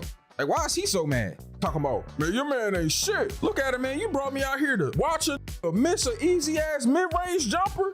Yo, Sean, listen, Sean. My man nice, okay, Sean? Y'all acting like my man not nice. Nah, fuck that, yo. My man really putting in that pain right now. All I'm saying is if we put him on the court, then we gonna win, Sean. If I catch another motherfucker talking sweet about my nigga Kyle Watkins, I'm fucking beating their ass. You see how Birdie looking at Shep right now? It's because they're brothers. I know that doesn't happen to get revealed until later in the movie, but y'all probably already seen this movie. And if you haven't, nigga get spoiled. I'm just kidding. Y'all was gonna find out during this video anyway. But that's the reason why he looking at him so much. It's cool knowing stuff about a movie when you rewatch it, because then you get so much context on things. Damn, Kyle mom, bad as shit. Look how she looking at Shep. You know he probably about to smash that. Anyway, she's always busy working. Kyle gets upset about it all the time. But it's like, yeah, your mom gotta work. She a single mom. You gotta take care of your bitch ass. Anyways, Kyle and Bug reunite. And they both happy as shit to see each other. Bug said that Birdie wants to meet him at the club. And Birdie one of those that you go meet. Cause you know you about to get some paper. So they go to the club and I ain't gonna lie, it's lit in there. Kyle horny as shit though.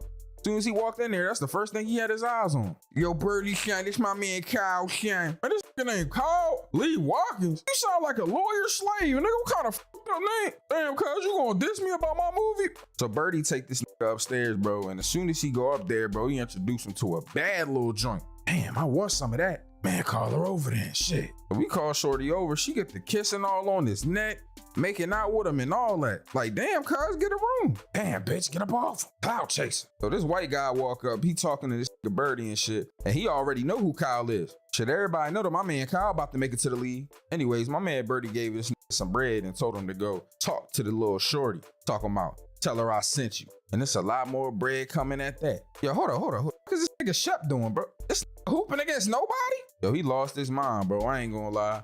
Ever since he lost his mans, he been a schizophrenic. Motherfucker, imagine that his mans is out there. Anyways, the next day, my man Kyle in there working out. Push-ups, they're doing squats, all that. Sheesh. So we go downstairs, he talking to his mom. Hey, baby, how was the game last night? Man, the game was cool, Mom. Would have been cooler if he was there to watch me. Oh my God, can you relax? Nigga, you need to go to college anyway. You're not gonna make it to the league. How you gonna tell me I ain't gonna make it to the league, Mom? That's fucked up. Man, cause you're not good enough. You're better off being a comedian than a basketball player. Motherfucker was tripping. So they dipped out, bro. And this nigga talking about, yo, I gotta take a leak. Bug talking about, yo, why your dick uncircumcised look like an anteater? Hey, yo! Yo, I ain't know my man Marlon Wayans was zesty, but shit makes sense. Motherfucker dressed up like white chicks, boy. That should have let you know what was going on with the Wayans. I'm just playing. Yo, them niggas is fly right now though, bro. Yo, them old Reeboks is hard as a bitch, bro. I'm about to get me some of them joints. Anyways, these niggas is hooping. I ain't gonna lie, they going crazy. Damn, my nigga Marlon can dunk. Yo, yeah. Hey, yo, this is Bernie Mac. What the f is he doing in this movie? Yo, sometimes I be seeing Bernie Mac in movies from like the 80s and 90s, and it just completely throws me off. Like, it makes sense in movies like Life and shit like that, but this, my Bernie Mac kind of diverse with the acting. Stop playing with him. So he want to play basketball with this nigga Kyle. He talking about he want to play for bunks.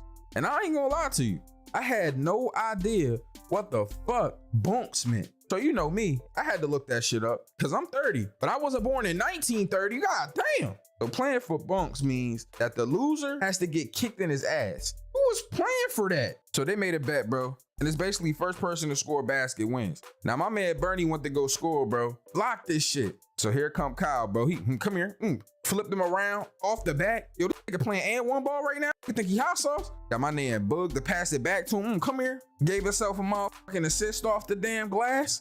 Boy, I ain't gonna lie. He like, yo, what's up with the booms, man? So this dude Bernie pushed his ass. Man, Bug talking about, man, disrespect you like that? And my man Kyle fucking grabbed, flipped, threw him on the ground, put him in a headlock and shit. He was about to beat his ass. Luckily, my man Shep was there to stop him. But apparently, Flip and Shep know each other. They probably used to hoop with each other back in the day. Now, my man Shep go to work, and he runs into the coach, Richie. He used to be Shep's coach too, you feel me? But he wants Shep to take over the coaching position. Now, obviously, this man Shep don't want to be no damn coach. Man, look, man, I'm trying to go down to Florida, man. I need you to take this motherfucking job for me. I don't want to be no goddamn coach no more, man. I'm gonna go live in Florida, get some goddamn sun, and die when I'm 90, you feel me? Man, I ain't no damn coach, man. God damn, I don't want to coach these niggas. So Kyle come in, he get the hooping. He like, yeah, what's up, bro? Yeah, I seen you earlier with flipping all that, man. Heard you used to hoop, but you a bitch though, you feel me? Man, shut your ass.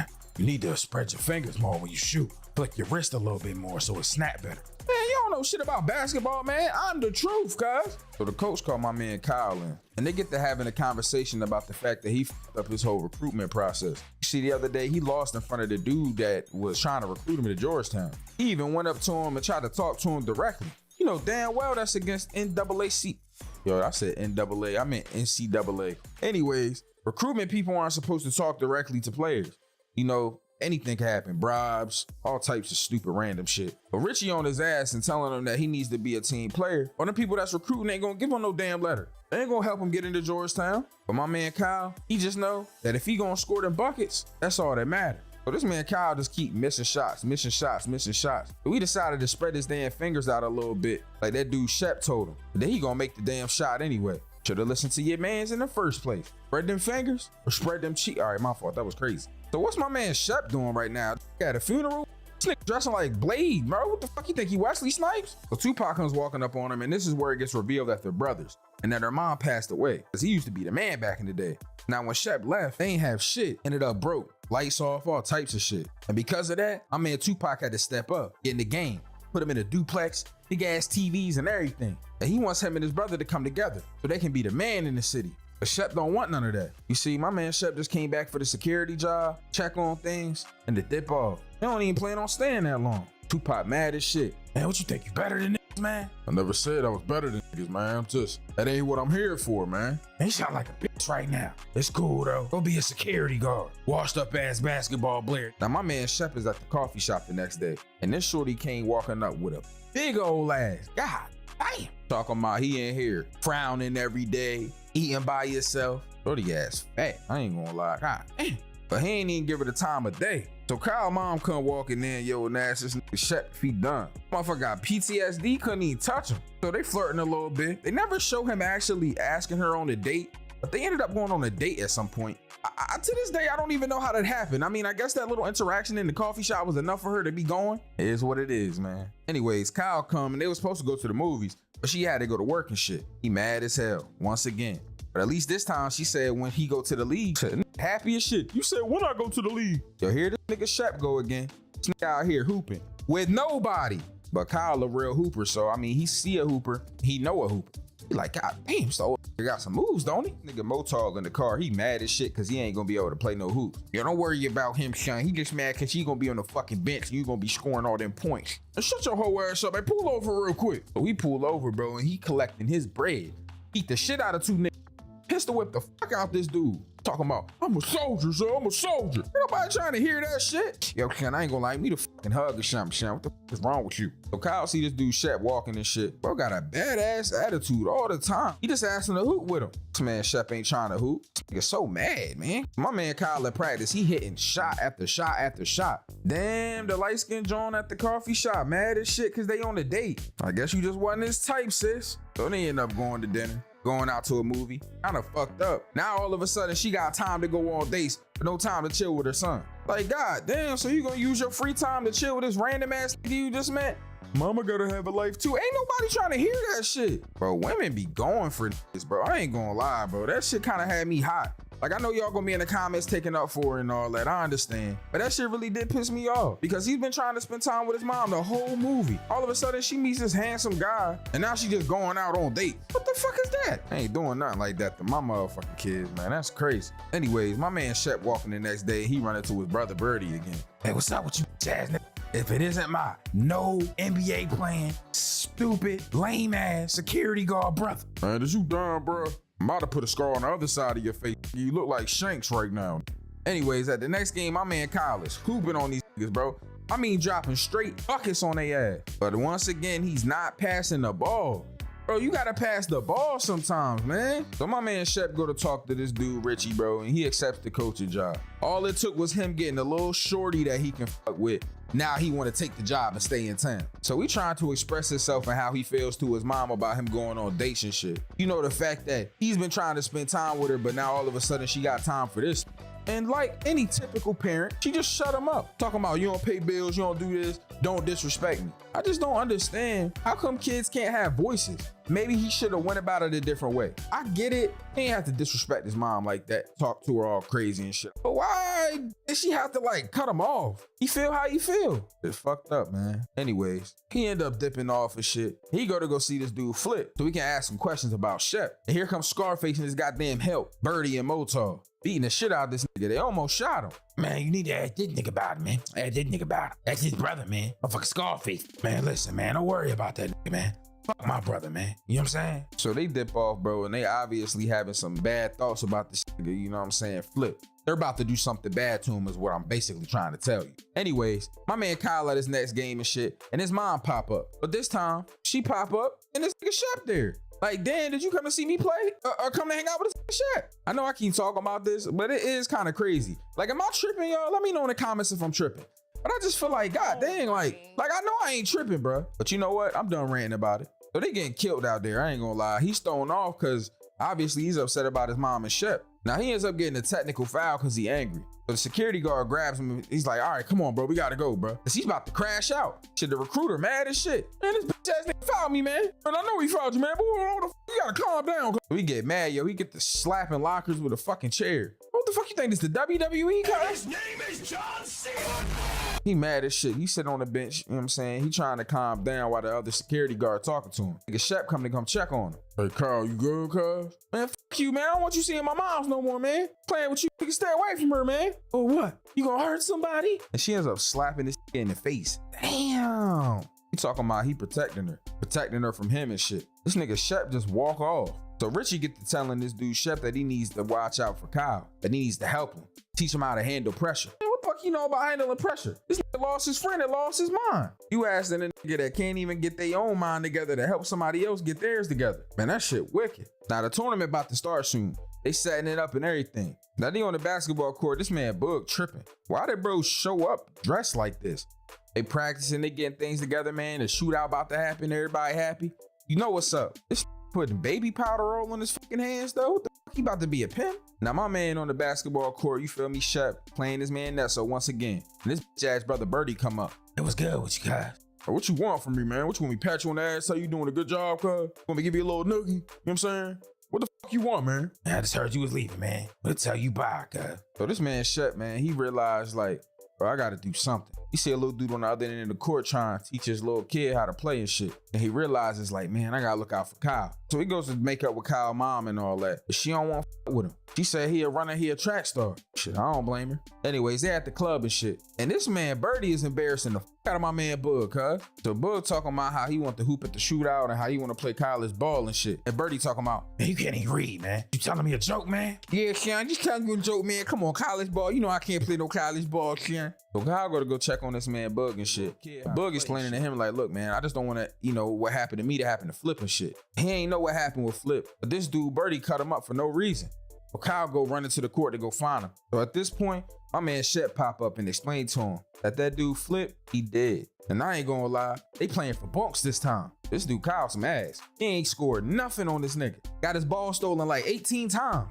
And they got dunked on. He was just trying to teach him a lesson. He told him, man, you don't owe me shit. He feel like him and Nutso even now, because he helped somebody else. He saved somebody else's life to redeem Nutso's. That's the whole point of this moment. Be successful, do something with your life. That's how you'll pay me back. Play for yourself. That's real right there. Anyways, it's time for the shootout, man. And you know what time it is. So this dude Kyle show up and he told this to Birdie he don't want no money and he ain't playing for him no more. Man, you ain't got no choice, man. I own you, cuz.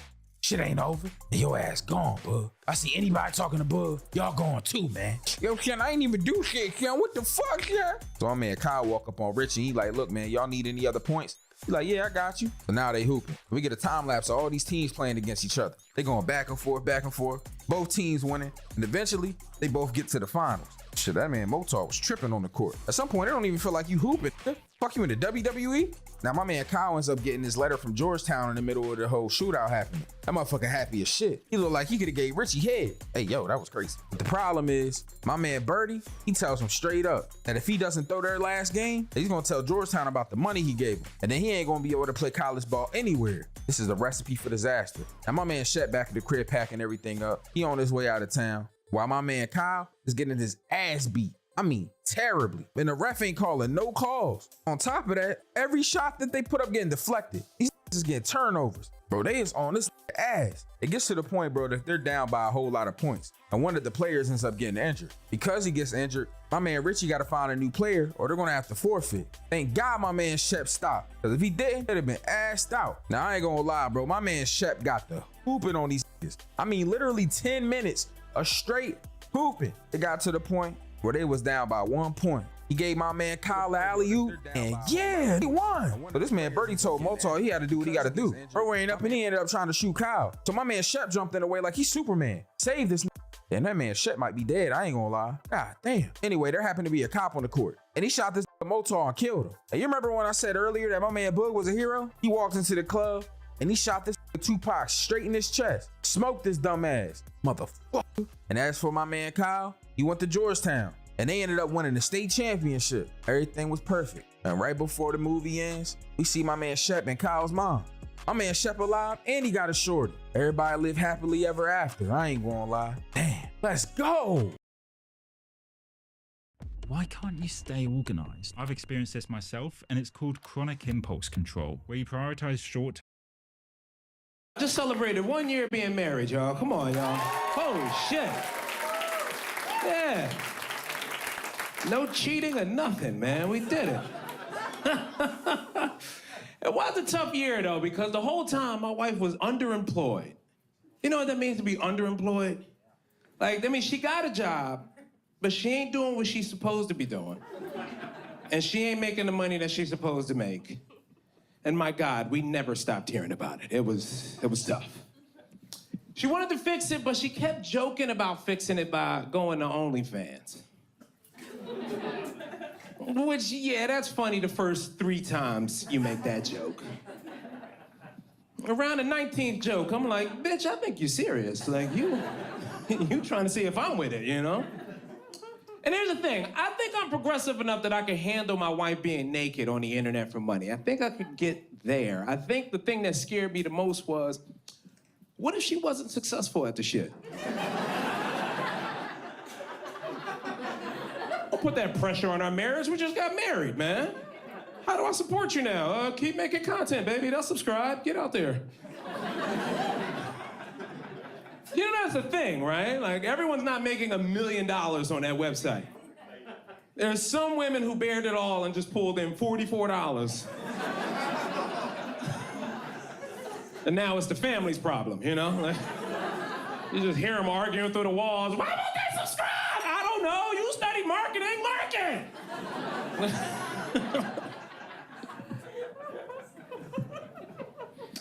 She'll figure it out, though. It's also pushing for a dog now, which is, I don't want to do a dog with my wife.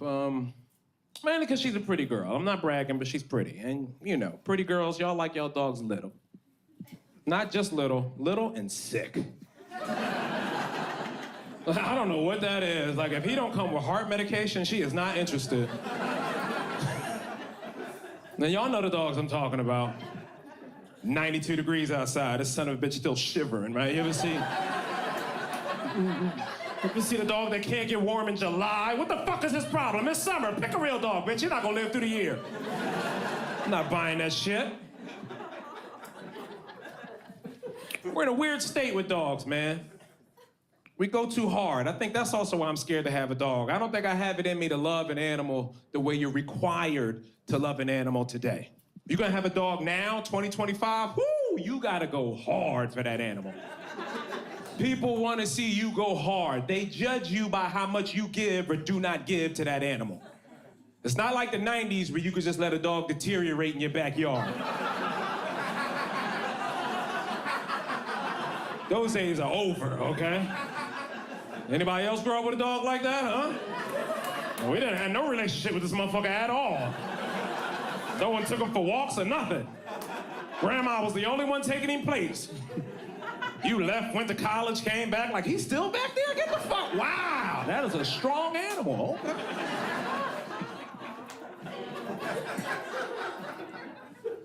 I don't know, it's the rich people. Rich people set a new bar for animals, man. I blame y'all. And I know some of y'all in here trying to blend in with us regulars.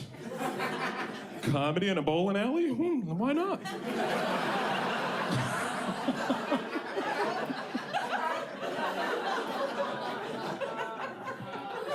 No, seriously, rich people, y'all strange, man. Like, I used to jog in rich neighborhoods for inspiration. Yeah, you can go ahead and laugh. I won't do that no more, huh? I'll figure that out. But yeah, like, I'm a runner. I'll go do the Central Park loop, and I'll come out the Upper East Side, and you got rich women that are pushing their dogs around town. In strollers.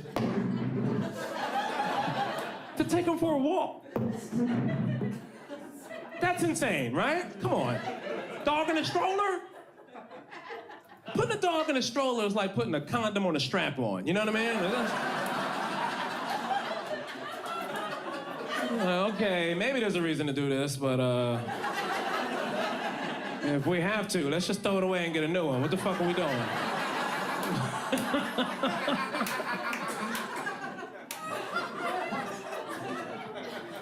Shout out to the gays for enjoying that joke. Gay people, y'all killing it too. I fucks with that. Y'all very organized group. Get a lot of shit done. You know? Like June is Gay Pride Month nationwide. Nationwide, everywhere you go. June. Great month. Great weather. Black people, you know how long we've been complaining about Black History Month being in February? Terrible month. June was wide open all that time. And they just took it. Hurry up for their notice. Come on, hurry up, turn that in. Yeah. June, that's us, that's us, that's us.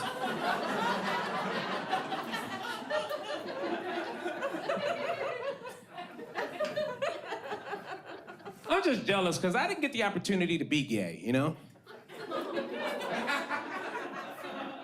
Like, I'm from Philly. We not good people. We're not open-minded, you know? We be outside the street throwing a football. Fucking old people be on the porch. They see two gay dudes going by. Hey, you see that shit? Don't you do that. Don't you do that. They're going to hell. You understand? They're going to hell. You're like, all right. Holy shit. I didn't believe that, but I heard that a lot. And if that is true, if gay people are going to hell for their lifestyle, don't you kind of want to see what they've done with the place? I have been reading a lot of comments about Output's co-producer and people asking what makes it worth it. I believe co-producer can enhance your workflow as well as give life to your ideas. Let's compare workflows. One of the main differences you'll notice is I'm sifting through samples within my DAW. Things really aren't syncing up or working as well straight out the gate. And that's where the analyzing of your session and musical idea with co-producer is the biggest separation from other workflows in my opinion. They give you a space where you can type and describe a sound, an instrument, a genre or vibe, Foley percussion. All the samples sound incredible, nothing that's too far left or too far right. There are no credits, no gimmicks, none of that. Something about that one I really like. Drag that right on in. This is the ease of co-producer. It's just that simple. To all my producers out there, please do not sleep on this one. And if you're still a little bit skeptical, you can get a free trial. After that, it's only $9.99 a month. With most sample generator plugins, you end up having to leave the DAW. You gotta open up an app or find a folder. That can take you out of your session and can potentially disrupt your workflow.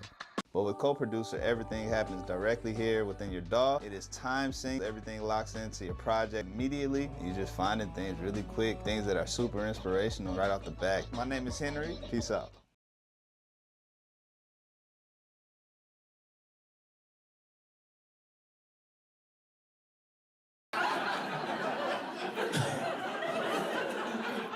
Gay people gentrify the worst neighborhoods, man. I'll go check it out just for property values a little bit.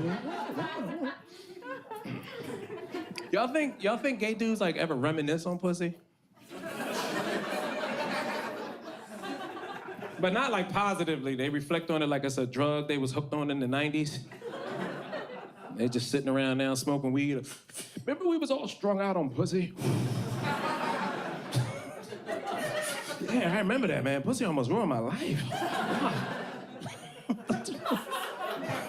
I think of all the money I wasted on pussy. Like, that's how I feel. I'm straight, but I'd be damned if pussy didn't ruin my life, man. I got it too early, you know what I mean? I was hood kids, unsupervised after school. Lost my virginity at 14. That's way too early. Way too early to navigate something as powerful as vagina. Fucked me up, strung me out, man, turned me into a vampire. Every day after school, I was just on the hunt, just...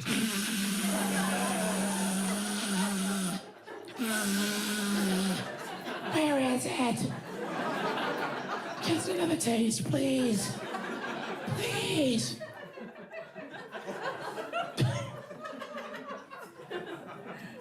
With that energy, no surprise, I became a dad at 19. 19, man. That's way too early.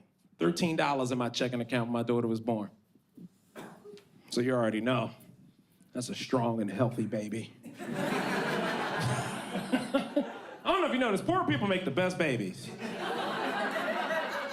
We don't have no allergies or nothing, you know what I mean? We don't even get headaches, you know what I mean? We're just out here, right? My daughter's 21 now, man. I don't think she would have kids early like I did, but like because I'm still out here, like I didn't want to take chances that we could have kids around the same time, so I got a vasectomy. I'm out. I snipped myself out the game, man. Because I just don't want to have kids around the same time as my kid. I'm ghetto, but I ain't that fucking ghetto. That's crazy. Or even worse, there's a chance that she could have a kid, and then a few years later, I fuck around and have a kid and create one of those baby uncles.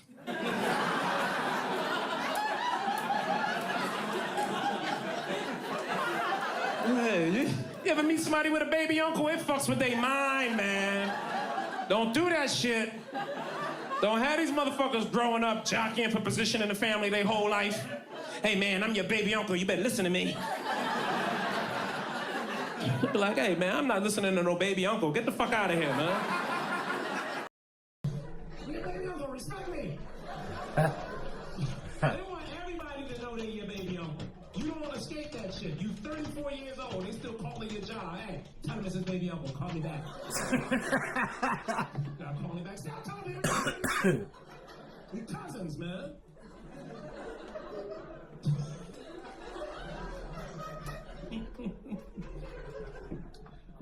Also, recently got into TikTok. Like it has taken me to. I'm a full-blown crackhead right now. it's wild because it's just a mindless scroll and it's endless. Like I knew content was endless, but like TikTok is beyond endless. And like I don't know whether anybody else's For You page is just giving them an endless supply of Down syndrome content. Am I alone? I'm the only one. All right, whatever. All right, look, I don't make this shit. I just watch it, you know. Fuck it, the algorithm knows what I want. Just swipe away. And I know y'all watch it too, because these videos, they always have like 40 likes, but like 1.2 million shares. Yeah, we're not gonna comment with our face right there in public. No, we take that to the group chat, right? Yo, incoming boys. The fuck is up with your algorithm? I got no idea. Yo, they come in India now? Yeah. All right, you guys have been a great audience. My name is Dave Temple. Have a good night, y'all.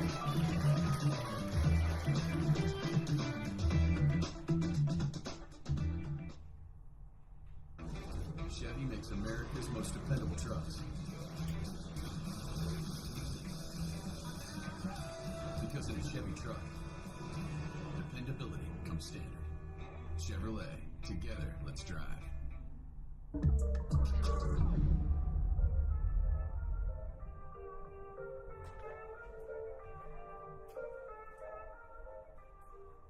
What's good, everybody? Welcome back to Talk with Flea, man. Another week. I want to tell y'all we appreciate y'all for tuning in. Really means a lot to us. It's been a lot. I ain't gonna lie. I wanna It's good to be here. just keep pushing on a different note. Everybody's talking about Diddy right It's now. my fault. I'll admit it, you know, I'm emotionally unavailable. I'm a bad communicator. I got an Android phone. Apparently that's bad or something. Anyone else here got an Android? Just me? Yeah? You got Android? Dog, we the most discriminated group in America. If you have an iPhone, you racist and you know it. You prejudiced pieces of shit. Dog, y'all just freak the fuck out. Every time I go in a group chat, y'all act like we're trying to integrate an all-white school. You freak the fuck out. You act like we lowered the property value and shit. Like all because of the color of our text? That's literally discriminate.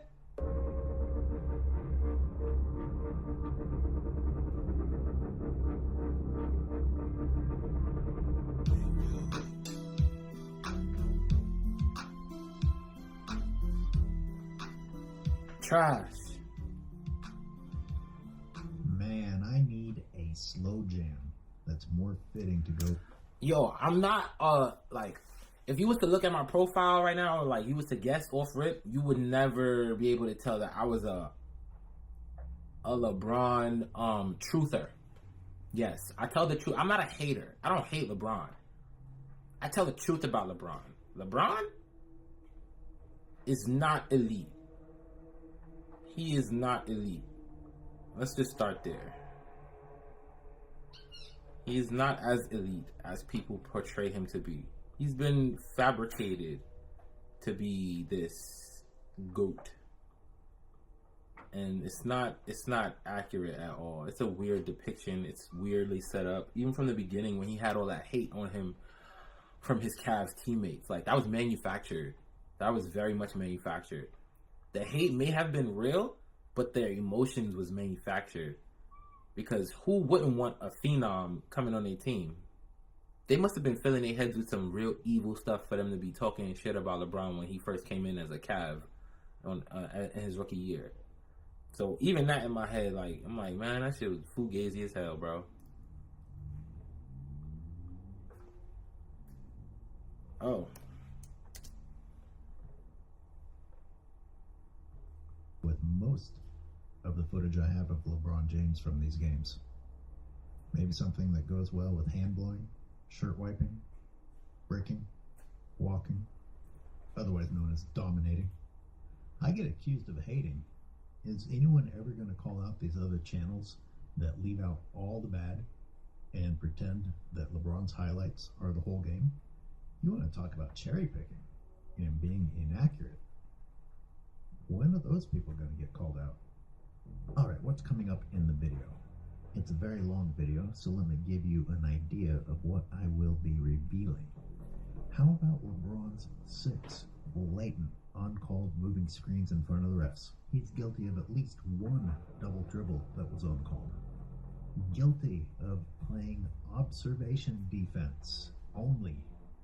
You know, the help defense minus the help. Guilty of the Lakers losing their lead when he's in and regaining the lead when he's out. Several examples of LeBron and the Lakers getting away with fouls, no whistles. Berating the refs, no techs. Leaving his teammates to play 4-on-5 multiple times after he makes a mistake. Getting blown by. Spending most of the game hiding in the corner doing nothing. Nothing. And another note. This is sequential. I'm just showing the game as I go through it. I don't have to reuse clips. That's really him walking that much, standing around that much, play after play after play. Remember, you wanted this. Resuming the sequential footage, I've got to stop and talk about this. As I see LeBron James pull up, I gotta wonder if he knows something I don't know. That's Luka Doncic, who gets ripped on for his defense. And that looks like pretty much the entire 76ers team going down. They do not score. The 76ers do not score. That's a minimum of 4-on-1 here, and they do not score. There is no high school team, if coached properly, that can't score on Luka Doncic in 4-on-1. This professional basketball association is really, really getting questionable.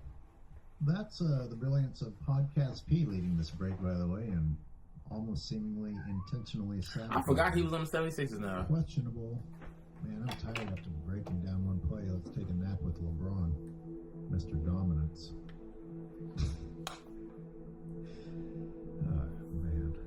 This moving screen. Look at this. Look at this. It's so bad that LeBron ends up running into his own 1, 2, 3, 4, 5. 5 steps on the moving screen. That's wild. I hate that is wild. Already, but we're going to see a lot of moving screens from LeBron James as we all. Oh, I bet. Look at him. He never stops moving.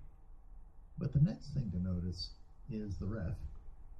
The proximity of the ref. Oh, this shit stopped again. Dang. And the fact that the defender is going to trip on Austin Reeves. Now, foot contact, getting tangled up, it happens. There's 10 guys on the floor wearing really big shoes.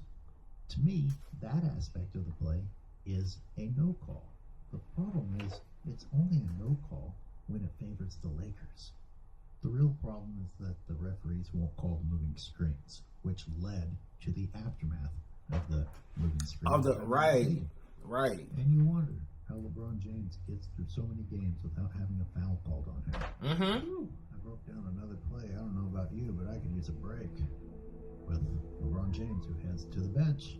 My breakdown is sequential, by the way. We're only in the first. 17-9, Lakers down by 8 as LeBron heads to the bench. Why don't we just credit this block to LeBron since we're glorifying him? LeBron's back in. Guess what? The Lakers cut into the lead while he was on the bench. Reducing an 8-point lead to a 5-point lead isn't huge, but considering that LeBron James is being celebrated and so dominant, you would think that the Lakers would have fallen apart while he was on the bench rather than cut into the lead. That's certainly not my best or only example. As happens in every game, the Lakers climb out of a hole and take the lead when LeBron is on the bench, and it happens again. Stay tuned. It's coming. So good to have that game-changing presence back out on the floor. Game-changing defense back out on the floor. Oh, how do you miss that? What's the official rule on this? If you're a terrible ball handler and you dribble the ball off of your own knee, bam, right there. And then you just keep fumbling the ball as you run. You can run as far as you want to, just as long as you aren't capable of getting control of the ball. But the oldest man in the NBA still wears his crown proudly, as he can still electrify a crowd in the blink of an eye.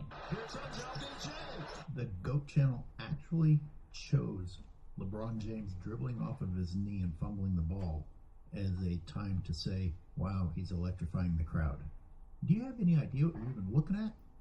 He's been in the league 23 years and still stares at the ball as he dribbles and is allowed to shove the defender off with his forearm as he attempts to regain control of the ball.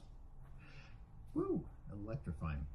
No, really, if you don't think this is an offensive foul, put yourself in the position of the defender and imagine a steamrolling steroid freak simply shoving you out of the way as they clumsily fall toward the basket. Anyway, everybody put your hands together for those 2 points. It just required the league not to call offensive fouls or traveling in any form. Once again, how do you call this professional basketball? This looks more like a charity event where everybody agrees to leave a wide open lane for LeBron James. I mean, your defense just can't actually be that bad.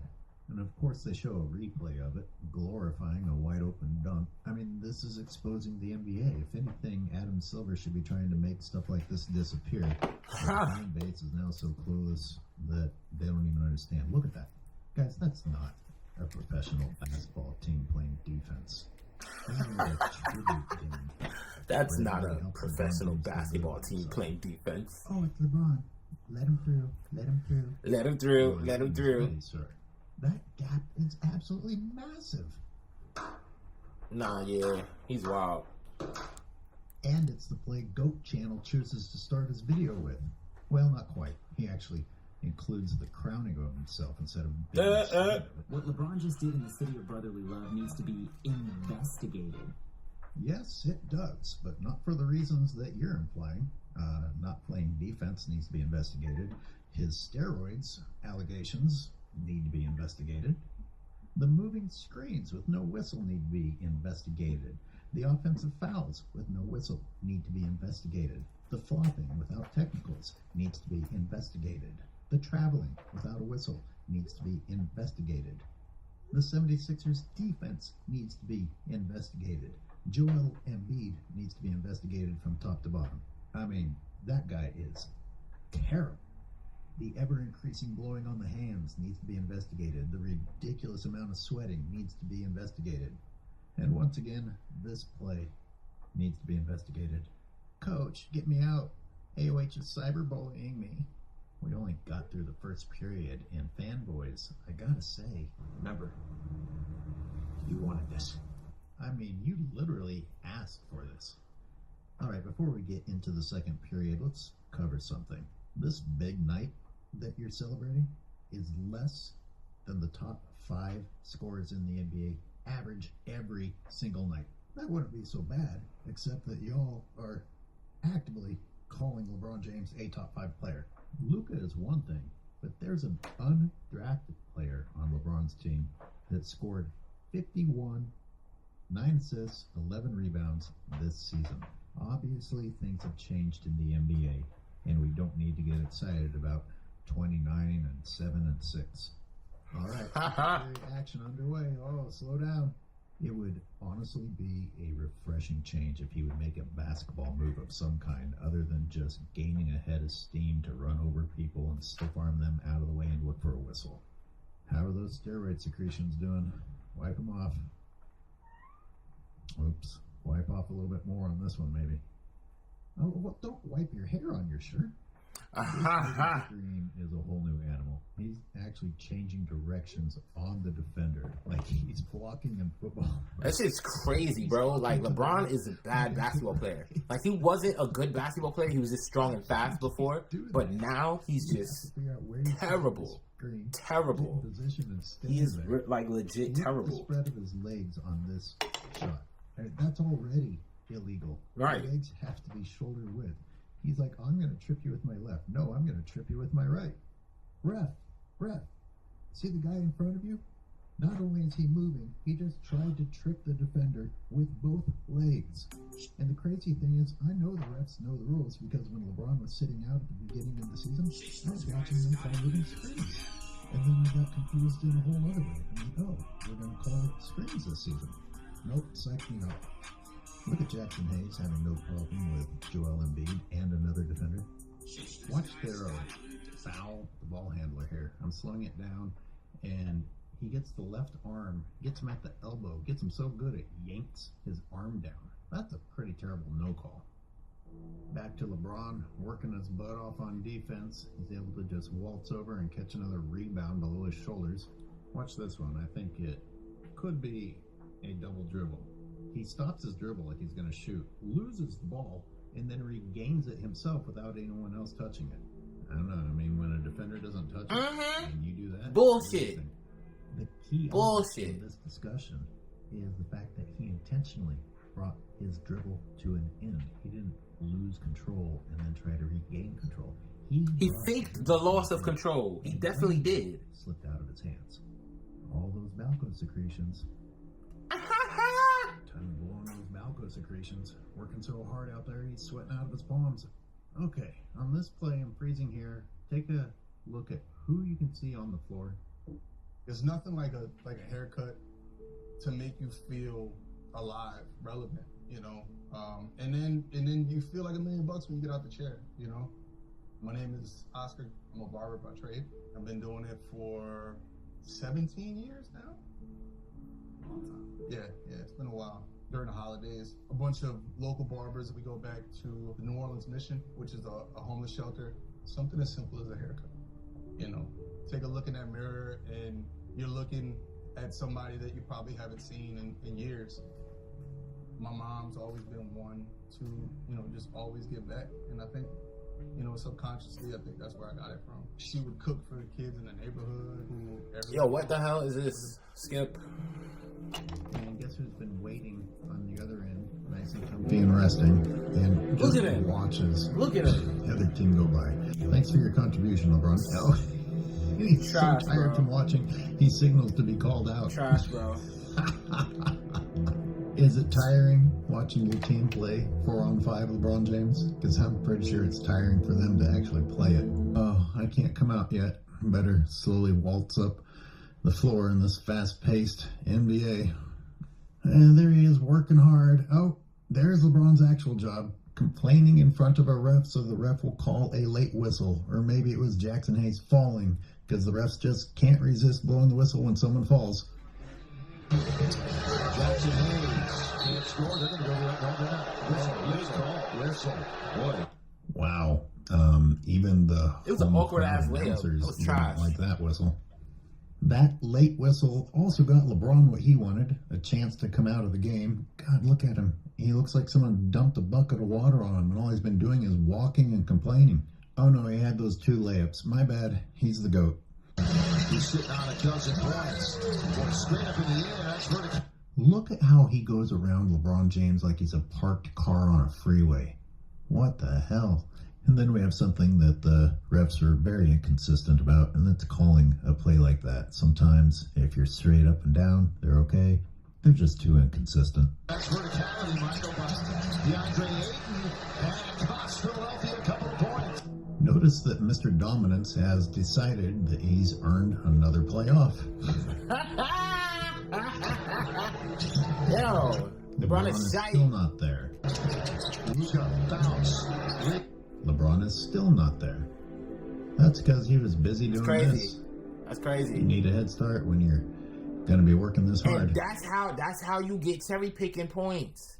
That's how you get easy points. I'm pretty sure he gets at least 2 baskets a night, 2 cherry picking baskets a night. This man is old, y'all. This man is old. And this is y'all king. This who y'all say is the GOAT. What happened to Wilt Chamberlain and his 100-point game? What happened to Kobe and his 81-point game? What happened to Jordan's flu game? Those are GOAT performances. This man has never had an 80-point nothing. He has never done a dunk contest like Jordan and Kobe. He has never done, he sat out the last All-Star game. Come on, bro. Nah. This man is not a GOAT. He just smells like one. Stink. He stinks. He's stinking it up from over here. I can smell him from over here. You got my New York accent coming out now. What do you want to do, Bron? What do you want to do? You want to bring a championship to your city? You want to do... And I'm only going this hard for Kobe.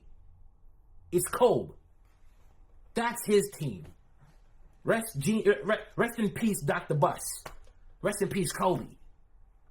That's their team. You messing up the legacy. Got him doing all this type of nut shit. Get Luka, trade AD. For what? For what? Maybe that's them trying to write the shit back after you done zapped all of their funds by opting into your little $50 million instead of getting your regular salary. Because you're selfish and greedy. Gold. Alright. King. Okay. Look at LeBron's goofy shooting motion and then his goofy pose afterwards. Sorry, there need to be consequences when you pose like that and then miss. Yeah. He just stands there and watches. Sky Anderson, what up? You're behind, by the way, while you're doing this crap. Watch this jump ball. I mean, when did that become legal? You can't even have contact with the other player, much less shove him to the ground. And it's right in front of the trash. That's it crazy. That's it crazy. LeBron is trash. LeBron is really trash. My God. I'm not gonna lie. It is really 8-on-5. Where's LeBron? Terrible. Is he in? Where's LeBron? 3, oh, there he is in the four corner. people. Oh, okay, yeah, there you go. Just stay out of the way, Mr. Donovan. He's trying to be sneaky. Oh, get involved. Oh, no. Leave. Wipe my hands. Oh! This one's funny. Not just because he's blocked. Yo! LeBron is so adamant that it was a goal. Nah, that was not no goaltend, boy. It was still on the way up. Bro. Yup. He got up out of there. Facts. It was still on the way up. That shit was still on the way up. The ball barely left your hand. If you think the ball's already on the way down, then you would have to have thrown it at the ground. That ball is not even close to coming down. And you could even say it was perfectly timed in the apex of its motion. You could say that too. Hey, look at him. He's yelling at the refs. See? That's some bullshit. Kobe never did that. Jordan never did that. He constantly cries. Remember the Celtics game? I'm going to find a clip and I'm going to put it right here. Exactly.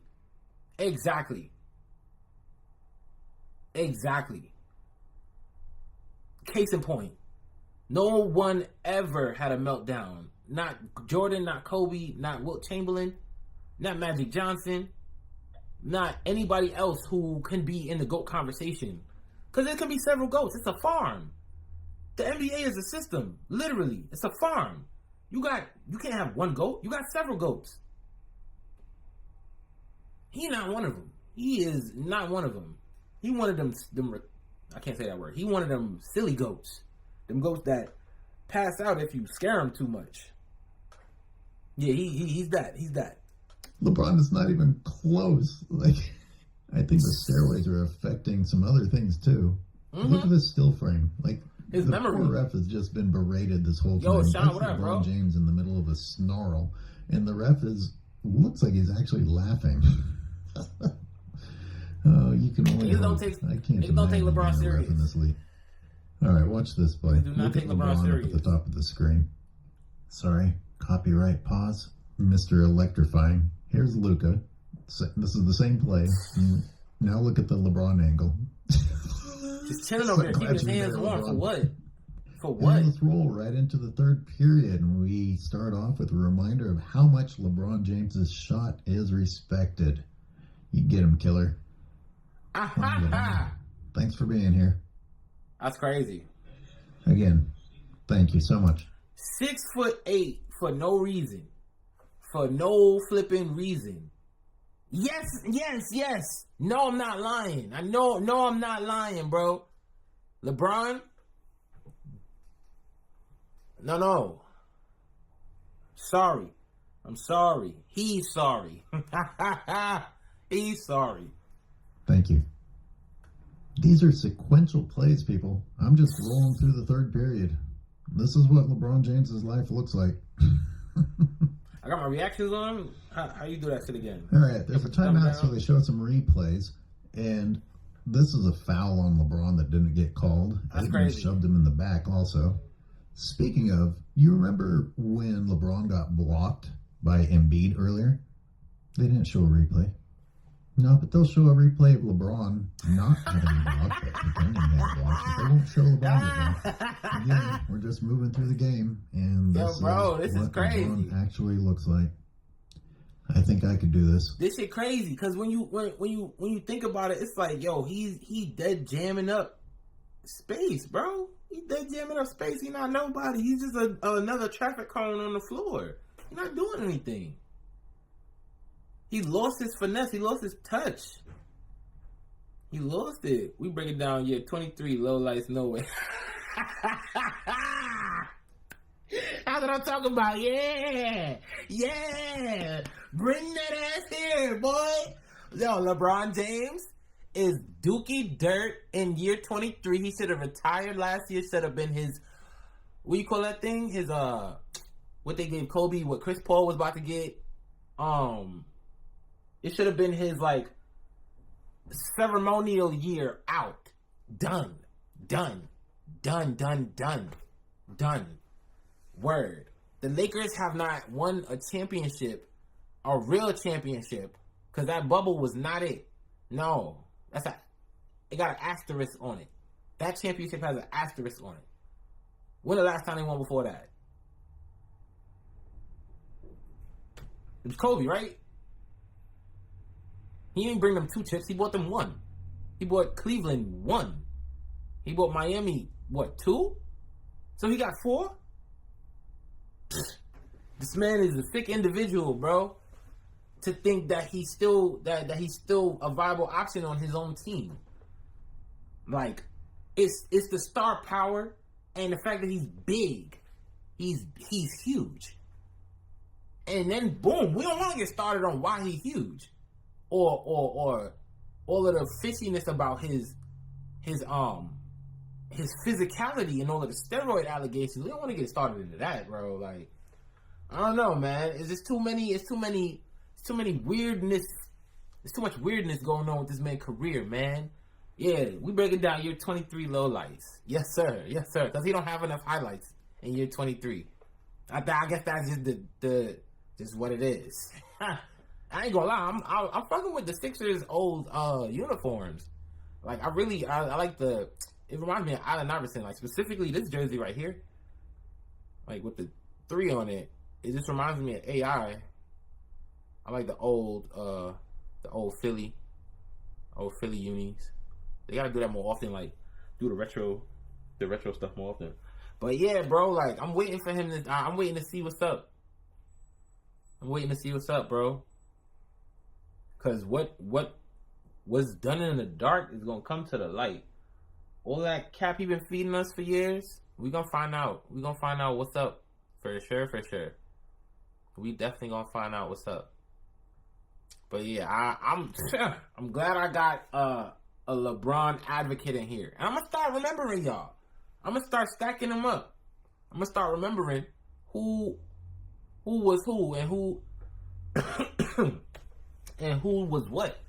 Who was on what side. You fuck with LeBron? Bet. When he retire, I'm gonna look at you like, man, state your case. Let me hear this. But I ain't gonna trigger people too much, you know, because people get all tight and uptight whenever they can get mentioned. You feel me? Hold on, let me end this one so I can retitle it properly.